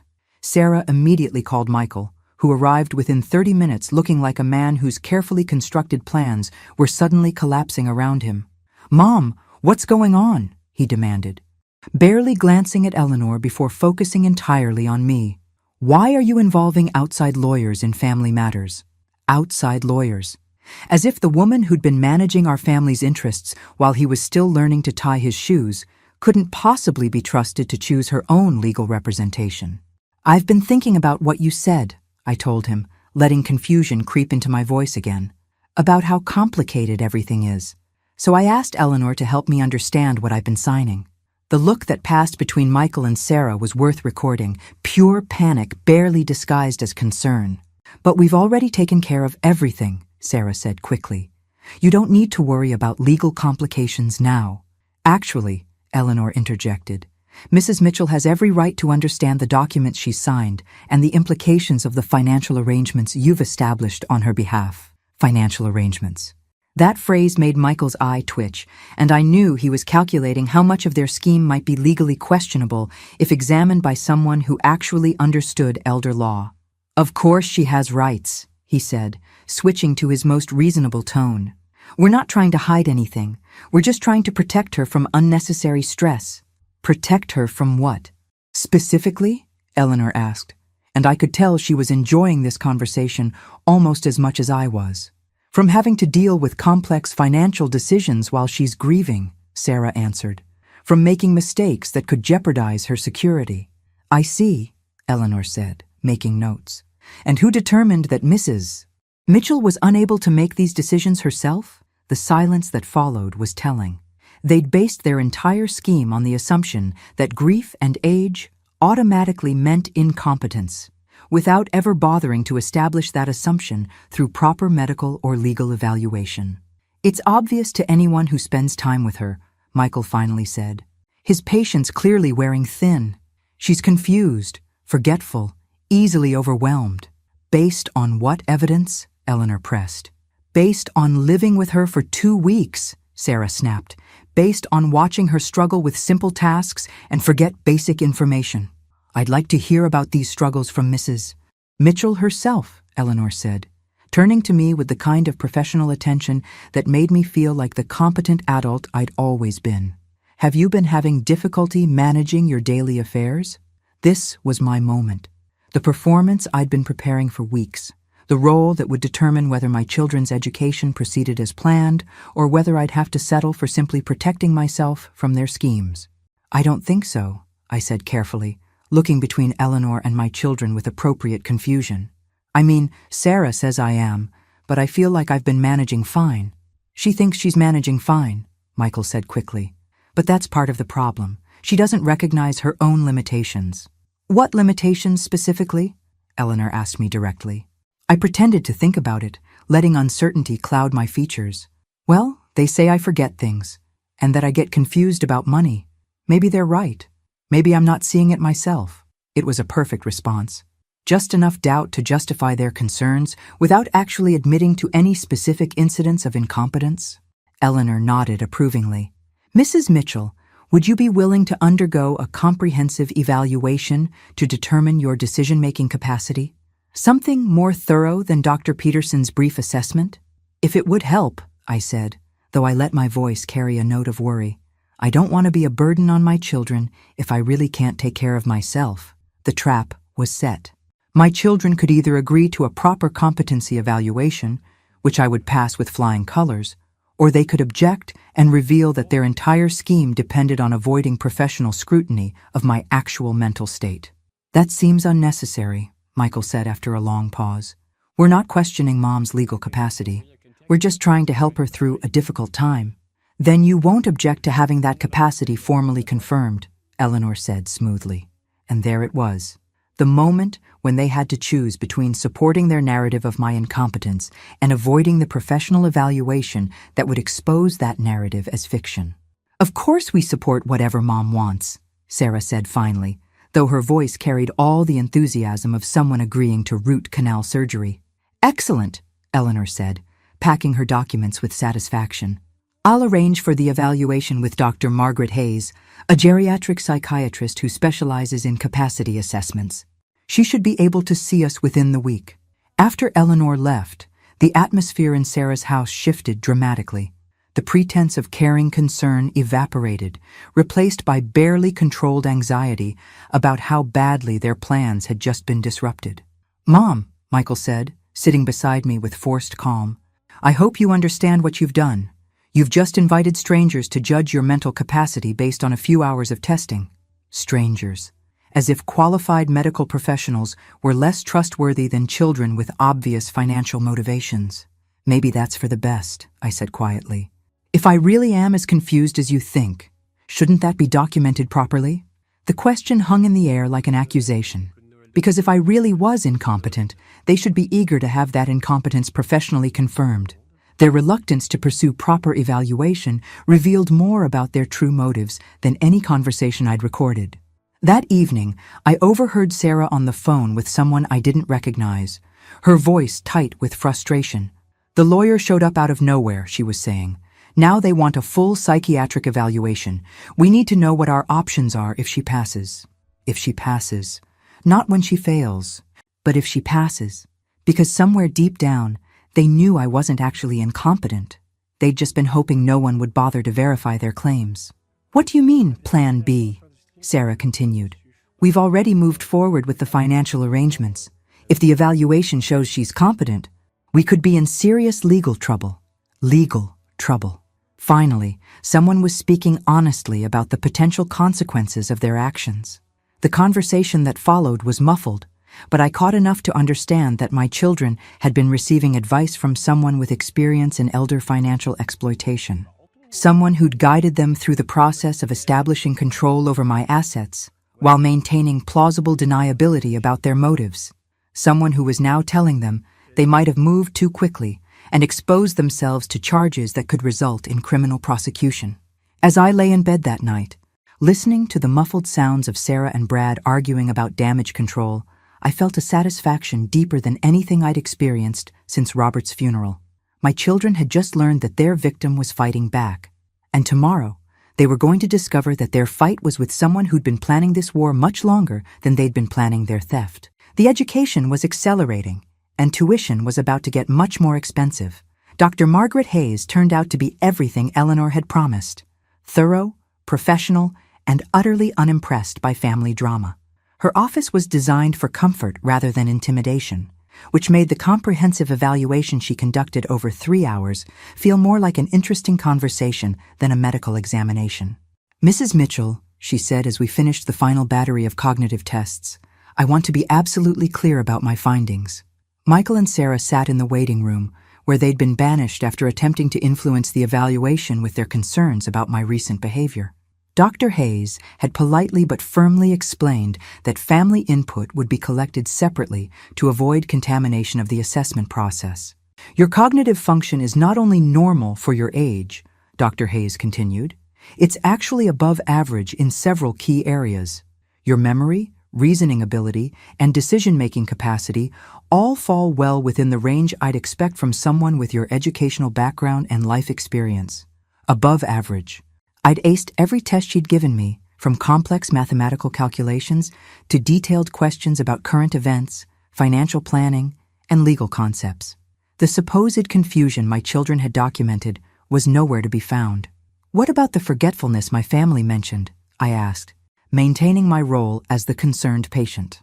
"Memory issues related to grief are normal and temporary," Dr. Hayes explained. "They don't indicate cognitive impairment or diminished capacity. You're dealing with the largest emotional trauma most people experience, the loss of a life partner after 42 years. Some distraction and emotional overwhelm would be expected and healthy. So I'm competent to make my own decisions?" "Absolutely," she said firmly. "In my professional opinion, You have full decision-making capacity and should be able to manage your own affairs without assistance, unless you choose to accept help for convenience rather than necessity. Choose to accept help. What a revolutionary concept in my current family dynamic. An hour later, Eleanor, Dr. Hayes, and I sat across from my children in a conference room at Eleanor's law office. The formal setting seemed to have sobered Michael and Sarah considerably, though they still maintained the pretense of concerned family members seeking the best outcome for their mother. The evaluation confirms what I suspected, Dr. Hayes began, reading from her official report. Mrs. Mitchell shows no signs of cognitive impairment, dementia, or diminished capacity. She is fully competent to make financial, legal, and personal decisions. The silence that followed was deafening. Everything my children had built their scheme on had just been professionally demolished. But she's been so confused, Sarah protested weakly, forgetting things, seeming overwhelmed by simple decisions. Grief presents differently in different people, Dr. Hayes explained patiently. What you interpreted as confusion may have been emotional processing or temporary distraction. It doesn't indicate cognitive decline. Michael leaned forward, switching to his most reasonable voice. Doctor, we appreciate your assessment, but we live with her daily. We see behaviors you might not observe in a clinical setting. Such as? The question hung in the air as Michael struggled to provide specific examples that wouldn't sound petty or manipulative under professional scrutiny. She signed documents without reading them carefully, he finally said. Did she understand what she was signing? Dr. Hayes asked. Well, yes, but then that's a personal choice about trust levels with family members, not a cognitive impairment, Dr. Hayes said firmly. Eleanor chose that moment to pull out her briefcase and begin the real show. Now that we've established Mrs. Mitchell's competency, she said, we need to address the financial arrangements that were made during the period when her family believed she was incapacitated. Financial arrangements. The phrase made both my children visibly tense.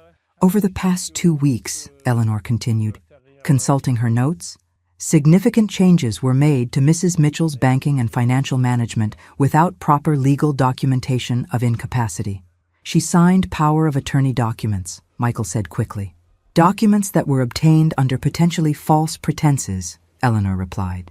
If Mrs. Mitchell signed those papers based on your representations that she was too confused to manage her own affairs, and medical evaluation now shows she was fully competent at the time, we have grounds to challenge every transaction made under that authority. The words hit my children like physical blows. Michael went pale.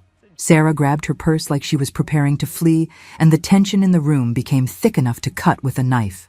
We were acting in good faith, Sarah said, her voice rising slightly. We genuinely believed Mom needed help.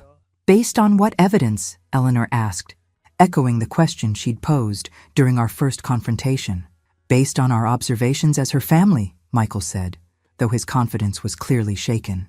Observations that have been contradicted by professional evaluation, Eleanor pointed out, which raises questions about whether those observations were genuine or convenient. Convenient. The word hung in the air like an accusation. What exactly are you suggesting? Sarah demanded. Eleanor smiled, and I recognized the expression of a lawyer who was about to deliver a knockout punch.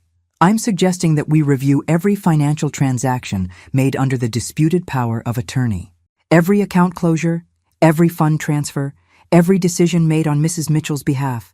And if any of those transactions benefited family members while disadvantaging Mrs. Mitchell, we'll be filing criminal charges for elder financial abuse. Criminal charges. The phrase that had been lurking beneath the surface of this entire confrontation finally emerged into the open. You can't be serious, Michael said, though his voice suggested he knew she was completely serious. Elder financial exploitation is a felony in Kansas, Eleanor explained conversationally. Penalties include fines, restitution, and potential prison time. The fact that the perpetrators are family members is considered an aggravating factor, not a mitigating one. I watched my children's faces as the reality of their situation finally sank in. They'd expected to face family disappointment if their scheme was discovered, maybe some angry conversations and temporary estrangement. They hadn't expected to face federal investigators and criminal prosecution. We haven't stolen anything, Sarah said desperately. We've been trying to help. Help by gaining control of assets you believed you would inherit? Eleanor asked. Help by making financial decisions that would benefit your own situations? Help by isolating Mrs. Mitchell from independent legal counsel until today? Each question was a surgical strike, exposing different aspects of their behavior that looked increasingly calculated when examined under legal scrutiny. Mrs. Mitchell, Dr. Hayes said, turning to me with professional courtesy, given your confirmed competency, what would you like to do about the arrangements your family has established? This was it. The moment I'd been building toward for weeks. The moment when I stopped playing the victim and revealed exactly how much control I'd never actually lost. I'd like to review everything, I said carefully. I want to understand what decisions were made and whether they were really in my best interest or just convenient for everyone else. Everything was about to become a very expensive word for my children to hear, because Eleanor and I were just getting started with their education. And the next lesson was going to teach them the true cost of underestimating the woman who'd raised them. The financial review that followed was like watching a carefully constructed house of lies collapse one room at a time. Eleanor had brought a forensic accountant named Marcus Chen, who examined every transaction my children had authorized during their 2 weeks of control with the thoroughness of an IRS audit.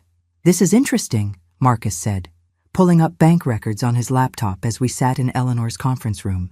The power of attorney was signed on a Monday, and by Wednesday, they'd already transferred $15,000 from Mrs. Mitchell's money market account to what appears to be a credit card payment. $15,000 to pay off debts that had nothing to do with my care or well-being.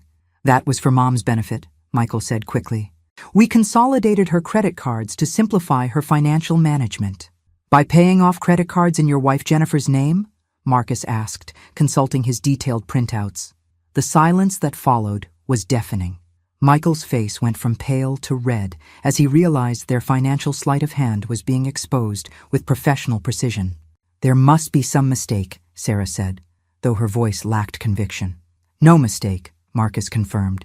3 separate credit card payments totaling $18,000, all to accounts that belonged to family members, not Mrs. Mitchell.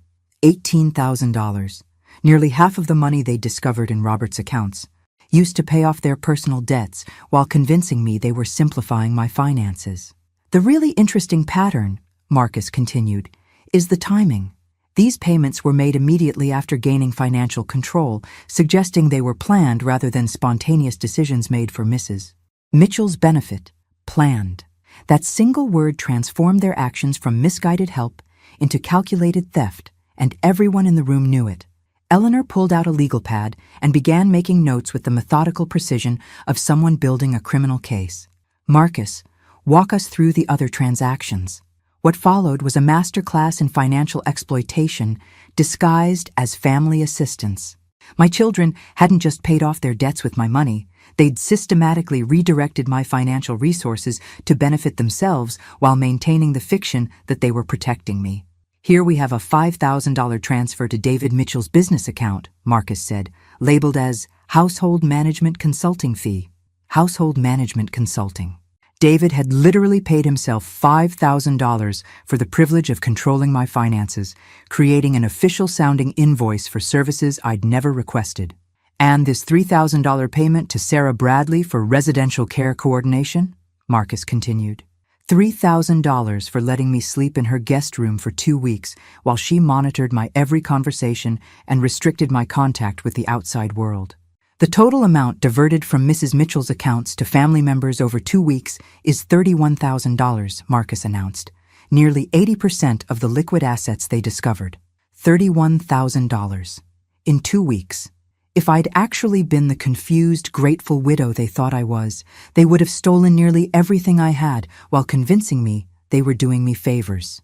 "These transactions constitute clear evidence of financial elder abuse," Eleanor said, her voice carrying the authority of someone who'd prosecuted these cases before. "The pattern shows deliberate exploitation of a perceived vulnerable adult for personal financial gain." Michael finally found his voice, though it came out strangled with desperation. "We were going to pay it back. These were temporary loans to help us stabilize our own situations so we could better care for Mom." Temporary loans. Without my knowledge, without my consent, without any documentation or repayment schedules. In other words, theft with a prettier name. Loans require the consent of the lender, Eleanor pointed out. Mrs. Mitchell, did you authorize any of these transactions? No, I said simply. I had no idea they were taking money for themselves. The admission fell into the room like a stone into still water, creating ripples of legal implications that would affect my children for years to come. I think we've heard enough, Eleanor said, beginning to pack her materials with satisfaction. Marcus, I'll need your complete analysis in written form for the criminal referral. Criminal referral, the phrase that made Sarah finally break down completely. Please, she said, tears streaming down her face. We can pay everything back. With interest. We never meant for it to go this far. How far did you mean for it to go? I asked quietly, speaking directly to my daughter for the first time since the meeting began.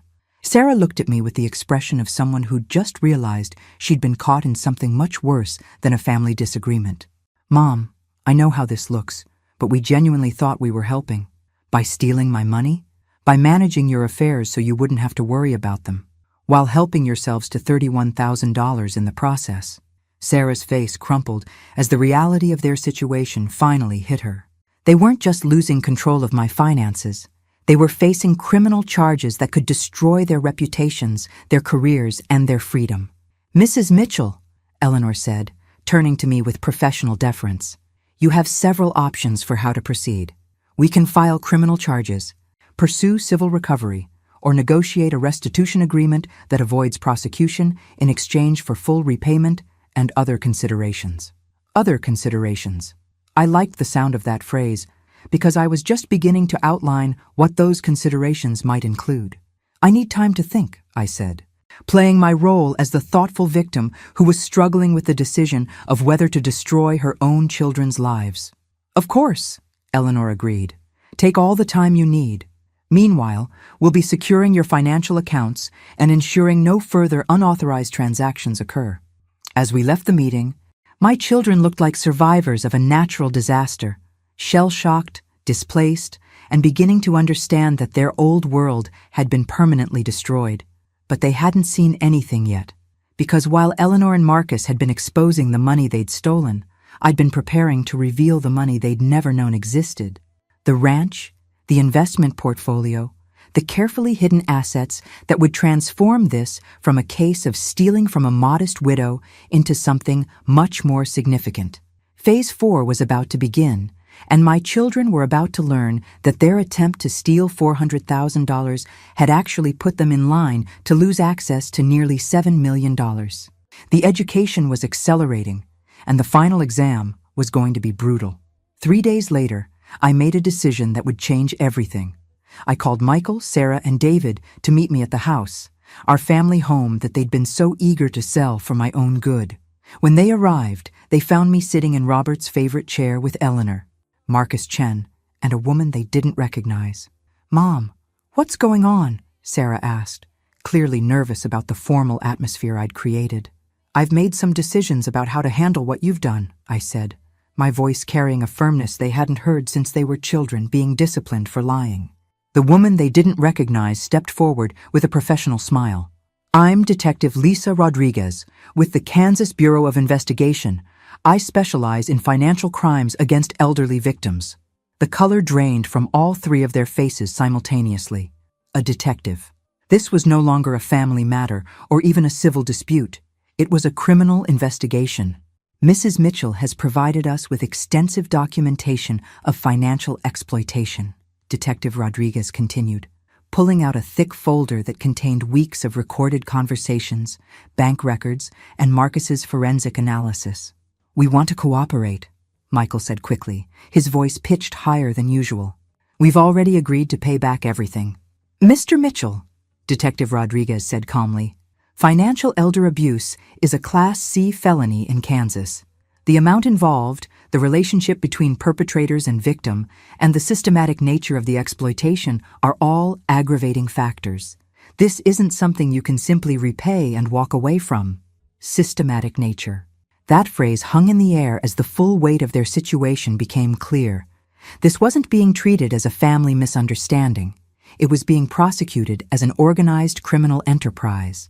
However, Eleanor interjected, Mrs. Mitchell is willing to consider alternatives to criminal prosecution under certain very specific conditions. Certain conditions. My children's eyes lit up with desperate hope at the possibility of avoiding criminal charges, though they had no idea what those conditions would require. What kind of conditions? David asked. I stood up, walking to the window that overlooked the garden where I'd spent countless hours over the decades, building the life my children were now trying to dismember for profit. First, I said, turning back to face them, I want a complete accounting of not just what you took, but what you plan to take. Every conversation you had about my money, every scheme you developed, every assumption you made about my capabilities. Mom, Sarah started. I'm not finished, I said, my voice carrying an authority that silenced her immediately. Second, I want written apologies that acknowledge exactly what you did and why it was wrong. Not explanations about your good intentions, but admissions of theft and manipulation. The room was absolutely silent as they realized I was demanding they confess their crimes in writing. Third, I continued, I want you to understand exactly what you tried to steal from me. I nodded to Eleanor, who pulled out a legal folder that was much thicker than anything they'd seen before. Mrs. Mitchell, Eleanor said formally, would you like to explain to your children what their investigation of your finances failed to uncover? This was the moment I'd been planning for months. The revelation that would transform their theft from a family tragedy into a cosmic miscalculation. You found $400,000, I said calmly. Robert's 401k, his pension, the life insurance, our basic savings. You thought that was everything. Michael nodded warily, clearly wondering where this was leading. You were wrong, I said simply. Eleanor opened the folder and began pulling out documents that painted a very different picture of my financial situation. Property deeds, investment statements, trust documents, business partnerships, all showing assets my children had never dreamed existed. Your mother owns 630 acres of prime agricultural land outside Topeka, Eleanor announced.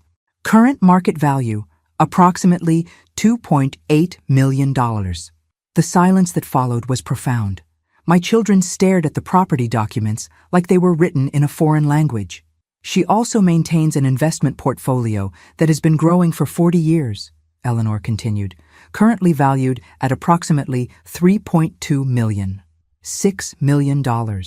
Added to the house and other assets they'd discovered, they were looking at a total estate worth nearly $7 million. But Mom, Sarah whispered, you said you were worried about money.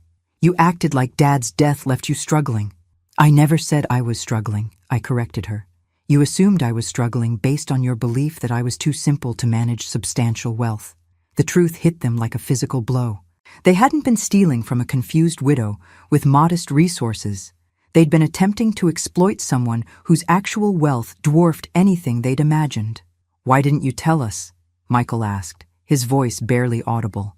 Because I wanted to see what you would do when you thought I was vulnerable, I said. I wanted to know who my children really were when they thought they could take advantage of me without consequences. David was the first to understand the full implications. If we'd succeeded in taking control of your finances, you would have eventually discovered assets worth millions instead of thousands, I finished for him. And your theft would have escalated accordingly. Detective Rodriguez nodded approvingly. This revelation actually strengthens the criminal case significantly. It shows the exploitation was limited only by the perpetrator's knowledge of available assets, not by any moral boundaries. Limited only by their knowledge. In other words, they would have stolen as much as they could find, and the more they found, the more they would have taken. Here's what's going to happen, I said, returning to my chair with the decisive air of someone who'd spent weeks planning this moment. You can choose criminal prosecution, where you'll face felony charges, possible prison time, and complete public humiliation. Or, Sarah asked desperately, or you can accept my alternative, I said, which involves some very specific conditions that will ensure you never forget the lesson you've learned here. Eleanor pulled out another set of documents, these outlining an agreement that was both more generous and more punishing than simple criminal prosecution. Your mother is willing to drop criminal charges in exchange for the following, Eleanor announced. Full restitution of stolen funds plus 20% penalty. Public apology letters to be published in the Millfield newspaper acknowledging your attempted theft. Complete severance from any future inheritance or financial support. Complete severance. They would pay back everything they'd stolen, humiliate themselves publicly, and lose access to the very wealth they'd been trying to steal. And, I added, you will each contribute $50,000 to a scholarship fund for elderly financial abuse victims. Proving that you understand the harm you've caused extends beyond just our family. $150,000 total, plus restitution, plus public humiliation, plus permanent disinheritance. The cost of their greed was about to exceed any possible benefit they might have imagined. The alternative, Detective Rodriguez said helpfully, is criminal prosecution for systematic financial elder abuse, which carries potential sentences of up to 5 years in prison and permanent criminal records. My children sat in stunned silence, trying to process how quickly their lives had been transformed from comfortable success to potential ruin. You have 24 hours to decide, I said, standing up to signal the meeting was over. After that, the offer expires and Detective Rodriguez proceeds with criminal charges. As they filed out of the house they'd planned to sell out from under me, I felt a satisfaction deeper than anything I'd experienced since Robert's death. My children had tried to steal my independence, my dignity, and my financial security, while convincing themselves they were helping me. Tomorrow they would learn that their education in consequences was just beginning. 23 hours later, all 3 of my children sat in Eleanor's office, signing the most expensive documents of their lives. Michael's hand shook as he wrote his name on the restitution agreement. Sarah cried openly while signing her public apology letter. David just stared at the scholarship fund commitment like he couldn't believe the numbers were real. The total financial impact to the 3 of you is $231,000, Eleanor announced as she notarized the final signatures, plus the published admissions of attempted theft, plus permanent exclusion from Mrs. Mitchell's estate. $231,000. The price of trying to steal from someone they'd assumed was too old and confused to fight back. But the money was just the beginning of their education. There's one more thing, I said, as they prepared to leave Eleanor's office in disgrace. They turned back with the exhausted expressions of people who'd been broken by revelations and consequences they'd never seen coming. I'm not actually keeping your inheritance, I said quietly. The statement hit them like an electric shock. Sarah's tear-streaked face went blank with confusion. Michael stared at me like I'd spoken in a foreign language, and David's mouth opened without any sound coming out. You're... what? Sarah finally managed. I said, I'm not keeping your inheritance. Despite everything you've done, you're still my children. And I still love you. Eleanor raised an eyebrow at me, though we'd discussed this possibility. The greatest punishment for people motivated by greed isn't losing money. It's learning they never needed to steal in the first place. But Mom, Michael said slowly, the agreement we just signed says you'll be excluded from my estate, I confirmed. It doesn't say that estate won't still benefit your children and grandchildren in ways that serve the family better than your individual greed ever could. I pulled out a folder I'd prepared for this moment, containing documents that outlined what I'd actually been planning while they were scheming to rob me. Emma and Jake will each receive full college scholarships from a trust I've established, I said, watching their faces as the implications sank in. Your grandchildren will be educated without the burden of student loans, but you won't control those funds. The ranch will become a family farm operation managed by a board of trustees, I continued, generating income for family members who contribute to its success through actual work, not manipulation and theft. And the house will become a family retreat center, available for family gatherings and maintained through the trust, ensuring it stays in the family without becoming a source of conflict. What I was describing was everything they could have asked for if they'd simply talked to me about their concerns instead of trying to steal from me. Financial security for their children, ongoing family wealth, preservation of family property, all structured to prevent the kind of exploitation they'd just attempted. Why? David asked, his voice barely above a whisper. Because the point of this entire experience wasn't revenge, I said. It was education. You needed to learn what it felt like to be vulnerable to people you trusted. You needed to understand the real cost of betraying family. and you needed to discover that cooperation works better than exploitation. But we tried to steal from you, Sarah said, still crying. Yes, you did, and you paid a very high price for that choice. But you're also my children, and children need to be taught, not just punished. Eleanor smiled as she watched the complex emotions play across their faces: shame, relief, gratitude, and the gradual understanding that their mother had been teaching them a lesson rather than simply seeking revenge. The trust documents include one final provision, I added. If any of you ever attempt to manipulate or financially exploit an elderly person again, your family's access to the trust ends permanently. This education is a one-time offer. It was a warning wrapped in forgiveness, a second chance balanced with permanent accountability. Mom, Michael said finally, how long have you been planning this? Since the day you started treating me like I was incompetent, I answered honestly. The moment you decided I was too old and confused to manage my own life, I began preparing to teach you exactly how capable I still am. We're so sorry, Sarah said. And for the first time since this entire ordeal began, her apology sounded genuine rather than calculated. I know you are, I said, but sorry isn't enough anymore. From now on, our family relationships will be based on respect, honesty, and cooperation. Anyone who can't meet those standards will find themselves permanently excluded. As my children left Eleanor's office, financially devastated but still family, I felt a peace I hadn't experienced since Robert's death. I'd protected myself, educated my children, and structured our family's future in a way that would prevent anyone from ever victimizing anyone else again. 3 months later, I stood in the community garden I'd established on a portion of the ranch property, watching Emma and Jake plant vegetables alongside their parents.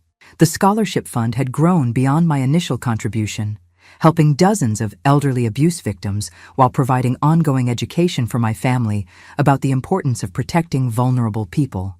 Michael had taken a part-time job managing the ranch operations, learning agricultural business while rebuilding our relationship on terms of mutual respect. Sarah had become a volunteer advocate for elderly rights, channeling her organizational skills toward protecting others instead of exploiting them. David had used his business experience to establish the Family Retreat Center, creating a space where future generations could gather without fighting over ownership. My published autobiography, Never Too Old to Fight Back, had become a bestseller among older women, providing both entertainment and practical advice for anyone facing family financial exploitation. The proceeds funded expansion of the scholarship program and helped establish similar support systems in communities across Kansas. But the most satisfying moment came during our first family reunion at the retreat center, when Emma approached me with a question that proved the education had worked. "Grandma," she said, "I want to major in elder law when I get to college. I want to help people like you who are smart enough to fight back, and people like Grandpa's sister who wasn't." Elder law. My granddaughter wanted to spend her life protecting people her own parents had tried to exploit. The lesson had been learned not just by my children, but by the next generation.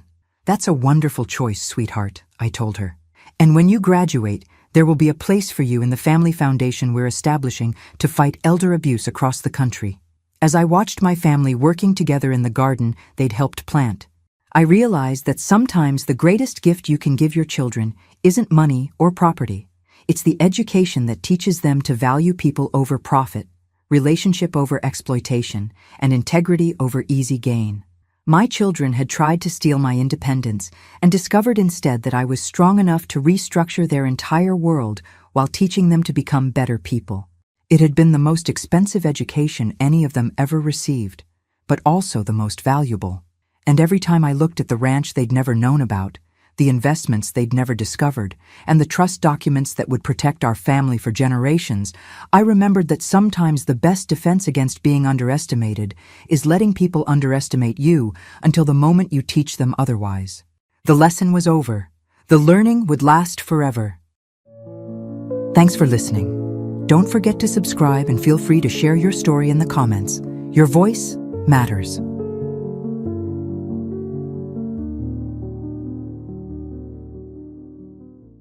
The security guard looked me up and down like I was carrying stolen goods instead of a mop bucket. "You're the new cleaning lady?" His tone suggested I might also be there to case the joint. "Actually, I prefer Domestic maintenance specialist, I said, deadpan. But yes, I'm here to make sure your billionaire boss doesn't live in his own filth. Where are you watching from today? Drop your location in the comments below and hit that like and subscribe button. 3 months ago, if someone had told me I'd be standing in the marble-floored lobby of Morrison Manor at 6 in the morning, armed with industrial-strength bleach and a wounded pride, I would have laughed. Back then, I was Margaret Thompson, co-owner of Thompson's hardware store, married to Tom for 32 years, living a perfectly ordinary life in suburban Cleveland. Now here I was, 54 years old, widowed, and desperate enough to scrub toilets for a 28-year-old who probably made more in a day than I'd seen in my entire lifetime. Tom's sudden heart attack had been devastating enough. Discovering that our store was drowning in debt he'd hidden from me for 2 years, that was the knockout punch. The bank took everything except my dignity, and honestly, some days that felt negotiable. Mrs. Thompson? A crisp voice interrupted my mental inventory of life's failures. A woman in her 40s approached, her blonde hair pulled into a bun so tight it probably gave her headaches. Her navy suit screamed expensive, and her smile screamed fake. I'm Diana Morrison, Mr. Morrison's stepmother. I'll be showing you around today. Stepmother. She looked barely older than the billionaire himself. I'd seen this movie before. Young woman marries wealthy older man, gets widowed, inherits everything. Classic. Thank you for the opportunity, Mrs. Morrison, I said, mustering what was left of my manners. It's Miss Morrison now, she corrected, her smile tightening. My husband passed away 6 months ago. Ah, so we were both members of the Unwanted Widows Club. Though something told me her membership came with significantly better benefits than mine. She led me through rooms that belonged in magazines, Persian rugs that cost more than my old house, crystal chandeliers that would take me a week to clean properly, artwork that made me afraid to breathe too close. Daniel inherited everything when his grandfather passed, Diana explained as we walked. The house, the companies, the fortune. He's very particular about his privacy and his space being maintained to exact standards. Translation: don't touch anything expensive, and if you break it, we'll garnish your wages until you're 90. The previous cleaning service was, let go, she continued. They weren't suitable for our needs. They probably asked for a living wage. We climbed a curved staircase that belonged in a Hollywood movie. At the top, Diana gestured toward a long hallway lined with doors. The master suite is off limits unless specifically requested. The guest rooms need attention twice weekly, and there's a small apartment above the garage where you'll be staying during your scheduled shifts. I'll be living here Tuesday through Saturday. Daniel prefers live-in staff. He works unusual hours and values having people available when needed. Great. 5 days a week in paradise. 2 days remembering what my actual life looked like. We reached the end of the hallway where Diana opened a door marked private. This is the family portrait gallery. It needs dusting weekly, but be extremely careful. These paintings are irreplaceable. I nodded, trying to look like someone who had never accidentally knocked over a display of paint cans in her own store. I'll leave you to familiarize yourself with the layout, Diana said. Your uniform and supplies are in the utility room downstairs. First shift starts tomorrow at 6 a.m. sharp. After she left, I stood alone in the portrait gallery, surrounded by oils paintings of people who had probably never worried about mortgage payments or medical bills. Stern-faced men in suits, elegant women dripping in jewels, children who looked like they'd been born wearing trust funds. I was dusting the frame of a particularly imposing patriarch when I saw it. The portrait stopped me cold. A young woman with dark hair and bright green eyes, wearing a blue dress that looked like it cost more than my car. She was beautiful, sophisticated, clearly painted by an expensive artist. But it was her face that made my hands shake and nearly drop the cleaning cloth. I was staring at my sister Sarah. Sarah, who had disappeared when she was 8 years old and I was 12. Sarah, who had vanished from our backyard during a game of hide-and-seek 42 years ago. Sarah, who had been declared dead after 7 years of searching, turned up nothing. Sarah, who was apparently alive and connected to this family somehow. The nameplate at the bottom of the frame read, Sarah Morrison, beloved wife and mother. What the hell? Slipped out before I could stop it. I stood there staring at the portrait, my mind racing through impossible explanations. Maybe Sarah just looked like this woman. Maybe it was some cosmic coincidence. Maybe I was having a breakdown and seeing things that weren't there. But no, I knew every freckle on Sarah's face, every expression she made when she was thinking hard about something. This was my little sister, grown up and gorgeous and wearing jewelry that could feed a small country. Is there a problem? I spun around to find a man standing in the doorway. Tall, dark-haired, with the kind of bone structure that suggested excellent genetics and personal trainers. This had to be Daniel Morrison, the boy billionaire himself. My voice came out as a croak.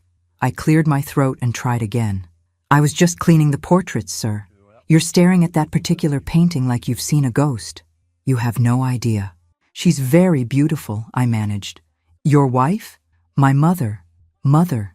The word hit me like a physical blow. This man, this stranger who probably bought companies the way normal people bought coffee, was Sarah's son, my nephew. I'm sorry for your loss, I said automatically.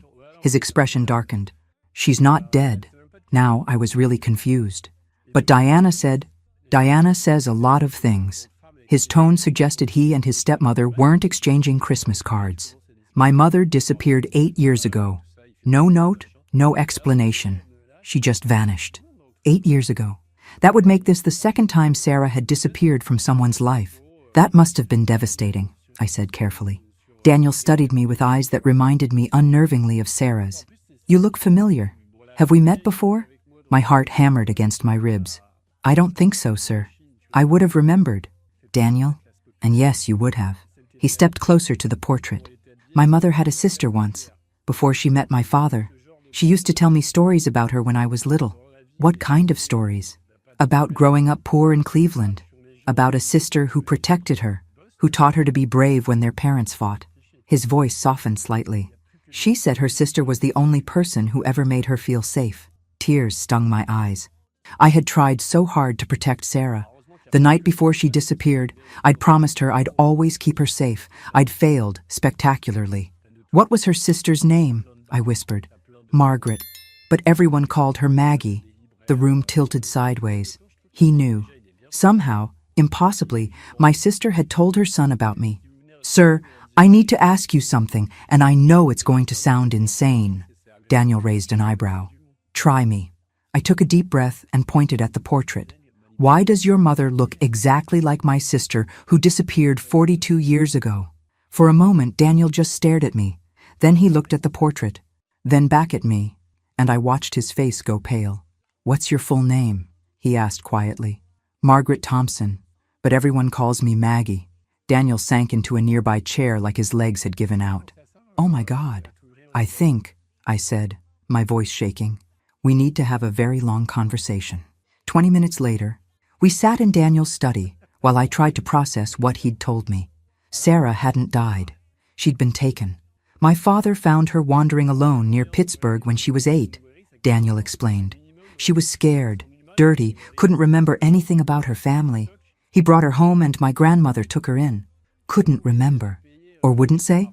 The question came out sharper than I'd intended. Daniel paused. What do you mean? I pulled out my phone and showed him a photo I always carried. Sarah and me at a carnival the month before she disappeared. We were sharing cotton candy, both grinning at the camera. Sarah was missing her 2 front teeth. This is my sister, Sarah Thompson. She disappeared from our backyard in Cleveland on July 15th, 1983. She was 8 years old. Daniel stared at the photo for a long time. The resemblance is identical, because it's the same person. I studied his face. Your father didn't find a lost child. Daniel, he took my sister. That's impossible. My father was a good man. He wouldn't what? Wouldn't steal a child and raise her as his own? I kept my voice gentle but firm.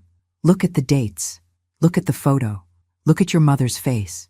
Daniel was quiet for several minutes, processing. She used to have nightmares when I was growing up. She'd wake up screaming about someone named Maggie. Dad always said they were just anxiety dreams. My heart broke all over again. She was looking for me. The memories started coming back about 10 years ago.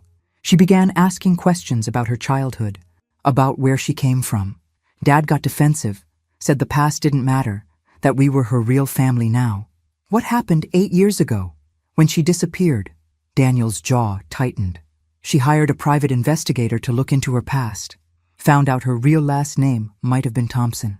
Dad was furious, said she was being ungrateful, that it would destroy our family if she kept digging. And then she vanished. 3 days later, his voice was barely audible. I always wondered if Dad had something to do with it, but I could never prove anything. The pieces clicked into place with sickening clarity. Your father took her once before when she got too close to remembering. What makes you think he wouldn't do it again? Because he's dead. Daniel looked up at me. He died 6 months ago. Natural causes.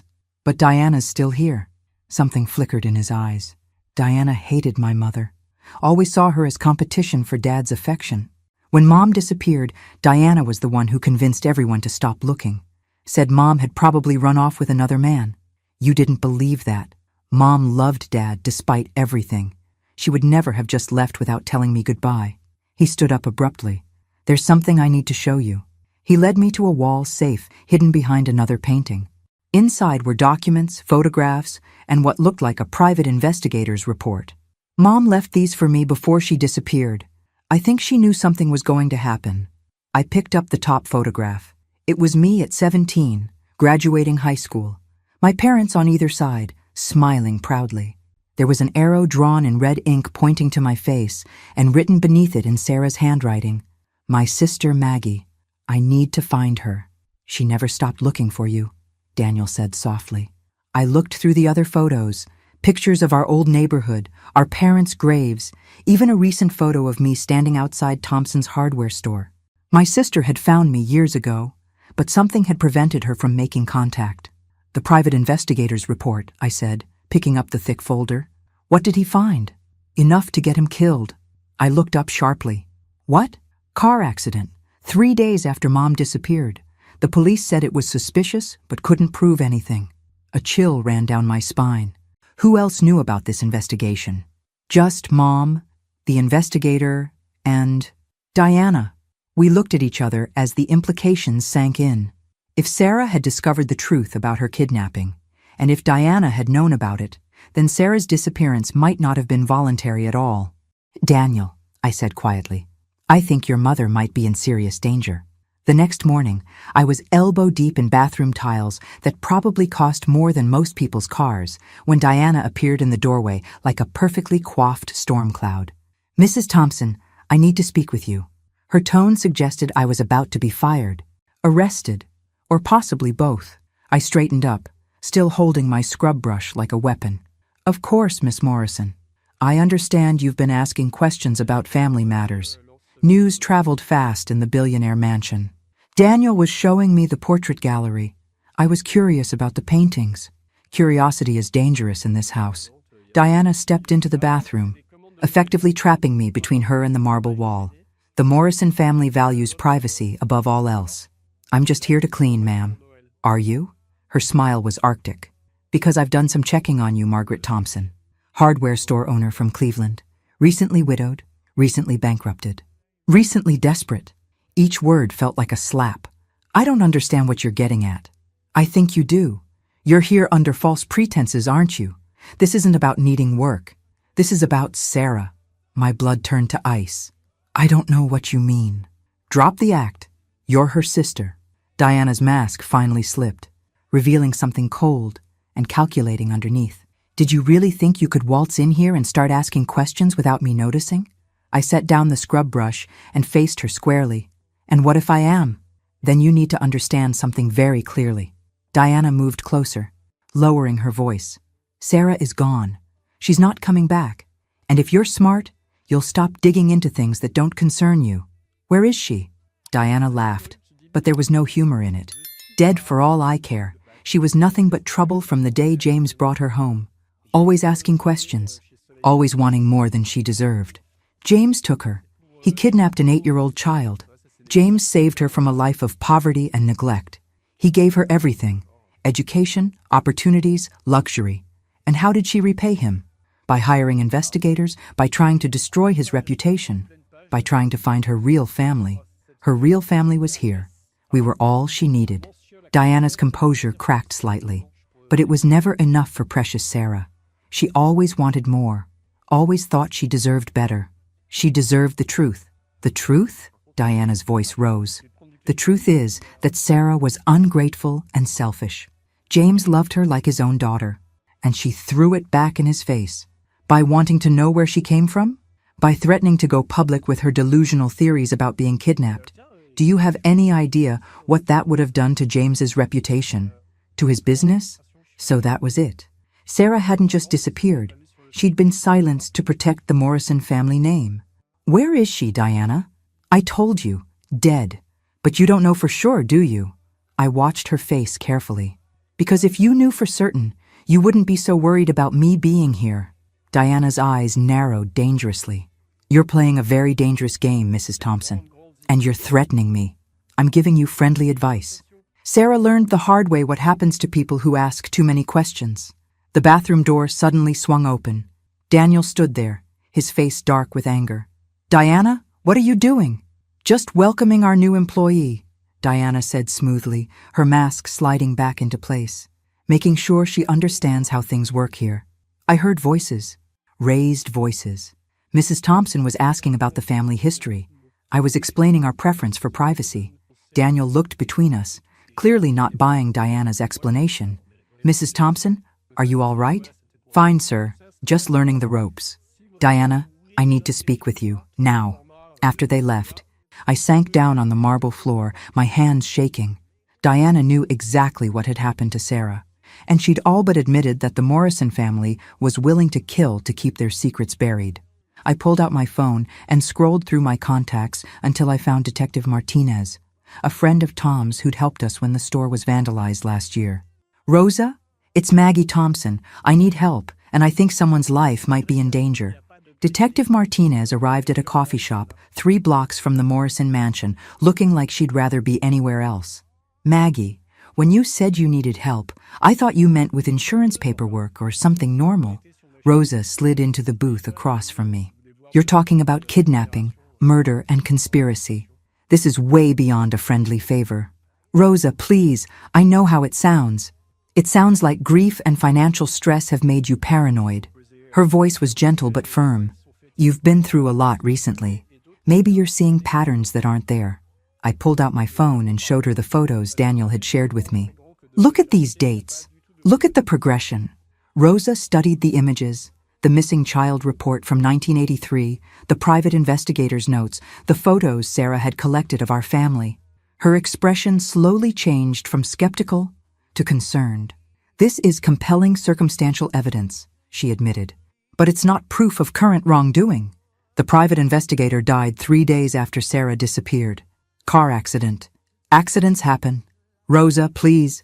I'm not asking you to arrest anyone. I just need you to help me figure out what happened to my sister. She was quiet for a long moment. Officially, I can't investigate a missing person case from another jurisdiction without cause.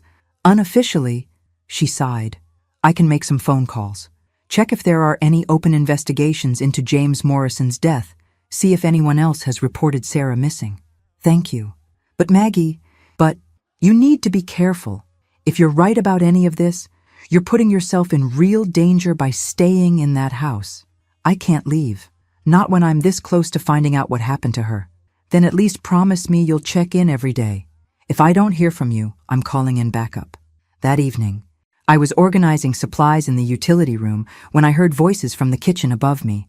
The house's old heating vents carried sound perfectly, and what I heard made my blood run cold. She knows too much. Diana's voice was sharp with frustration.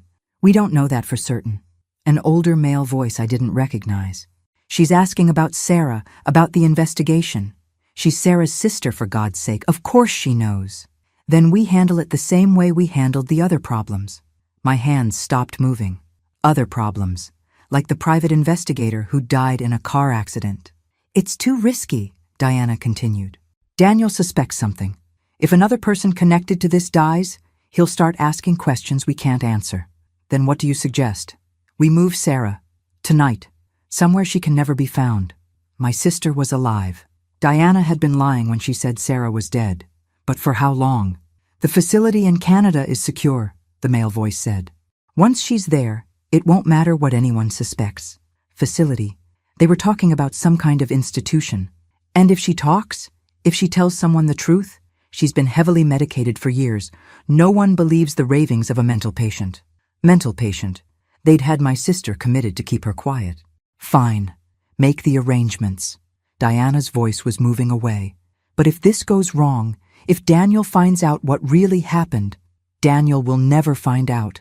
Neither will the sister. Some secrets are worth protecting at any cost.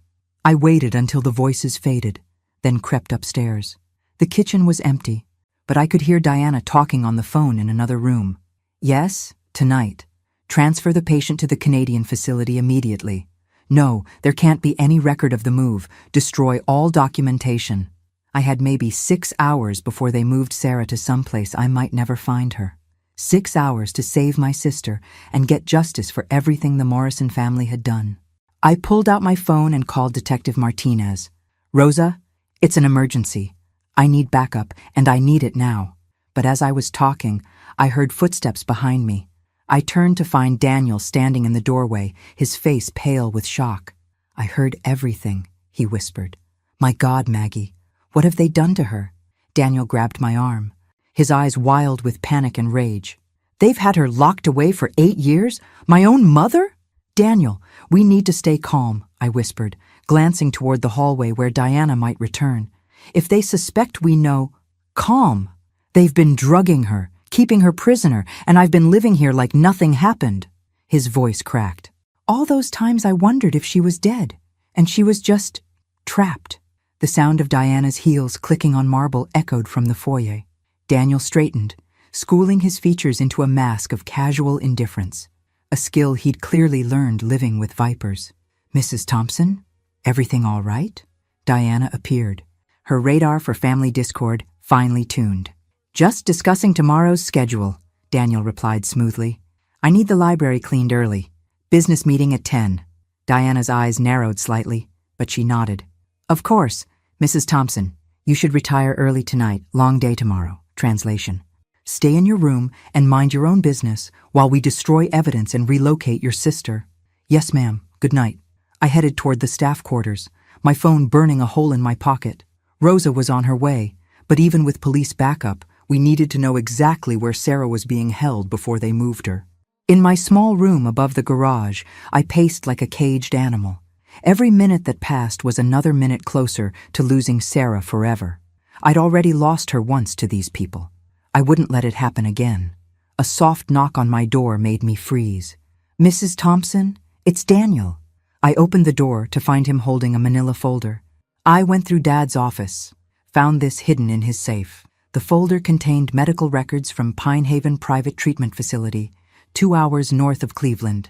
Sarah Morrison, patient 14471, admitted 8 years ago for severe dissociative disorder and delusional thinking.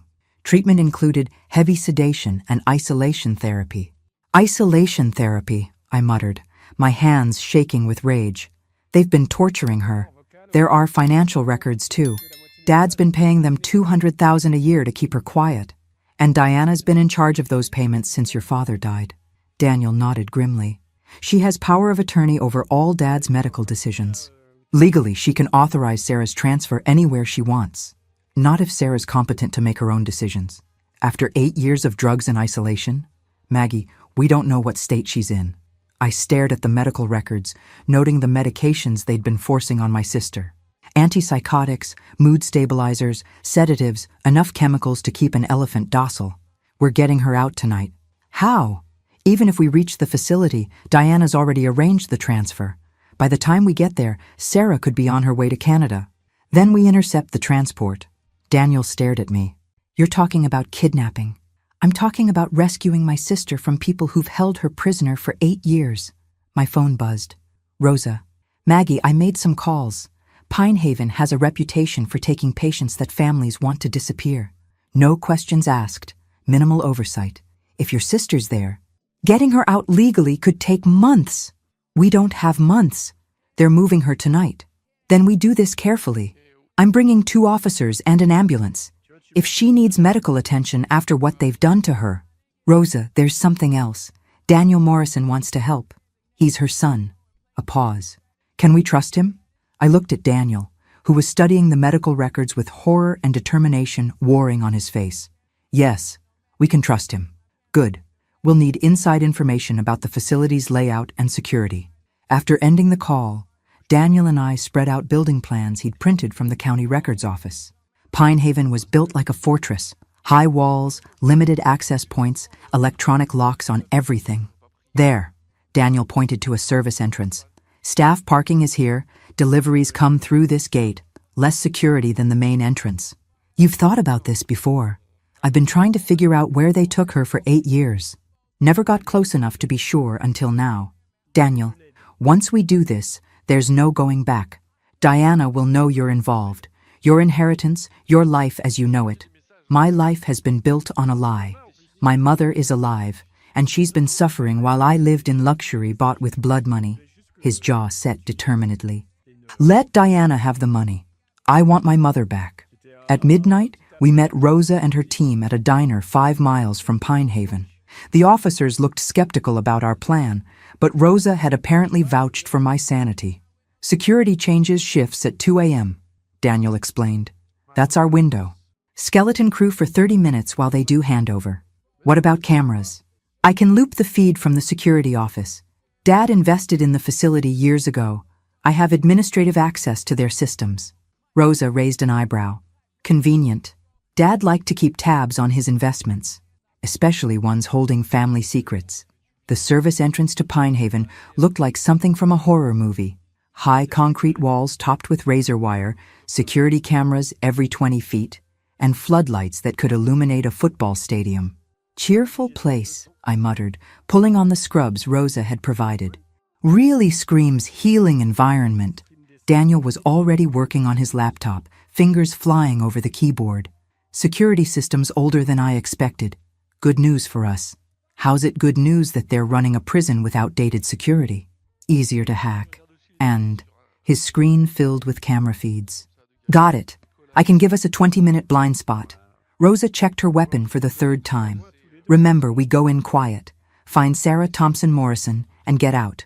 No heroics, no confrontations with staff unless absolutely necessary. What if she doesn't remember me? The question had been eating at me for hours. 8 years of drugs and isolation. What if she doesn't know who I am? Then we remind her, Daniel said quietly. Whatever it takes. At 2:15 a.m., we moved. The service entrance yielded to Rosa's lockpicks faster than I'd expected. Apparently, all those years married to a cop had taught her more than just how to make coffee and tolerate shift work. Inside, Pine Haven was worse than the outside suggested. Sterile white halls lit by harsh fluorescent bulbs. The smell of disinfectant couldn't quite cover underlying odors of human misery and pharmaceutical desperation. Patient rooms are on the 3rd floor, Daniel whispered, consulting the building plans on his phone. Sarah's in room 347. We climbed the stairs in silence, every footstep echoing like gunshots in my ears. At the 3rd floor landing, Rosa held up a hand. 2 nurses at the station. They look awake. Through the door's window, I could see them. One filing paperwork, the other reading a magazine. Both within sight of the elevator and main hallway. Fire stairs at the other end of the building, I suggested. Too far. We'd have to pass 6 other rooms, and some of these patients might not be as medicated as Sarah. Daniel was studying his phone again. There's a supply closet 15 feet down the hall. If I trigger a false alarm in the east wing, they'll investigate, leaving this area unguarded, Rosa finished. Do it. 30 seconds later, an ear-splitting shriek echoed from the far end of the building. Both nurses grabbed flashlights and hurried toward the sound, leaving their station unmanned. We moved quickly down the hallway, passing doors marked with numbers and names that represented someone's broken child, lost parent, or discarded family member. Room 343, 345, 347. The door was locked, but Rosa made quick work of it. Inside, my heart nearly stopped. A small figure lay on a narrow bed. So thin and pale I almost didn't recognize her.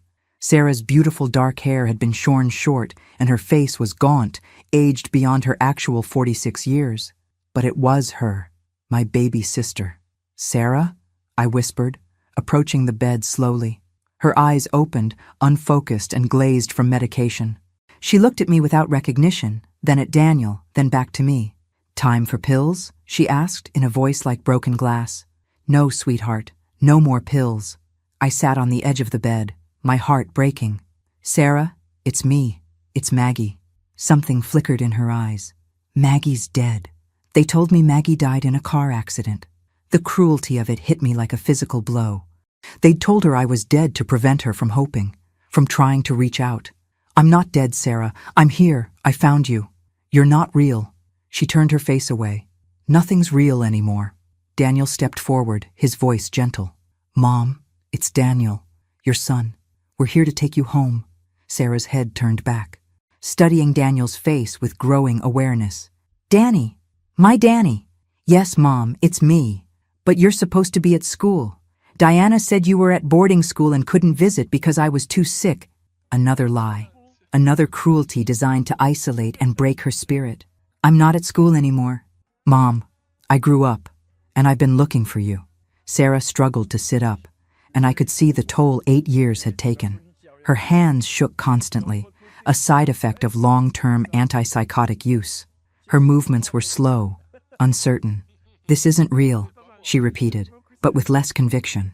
They said everyone I remembered was dead or didn't want me anymore. All lies, I said firmly. Sarah, do you remember when we were kids? You used to have nightmares about the monster in your closet, and I'd sleep on your floor to protect you? Maggie would sing to me, she whispered.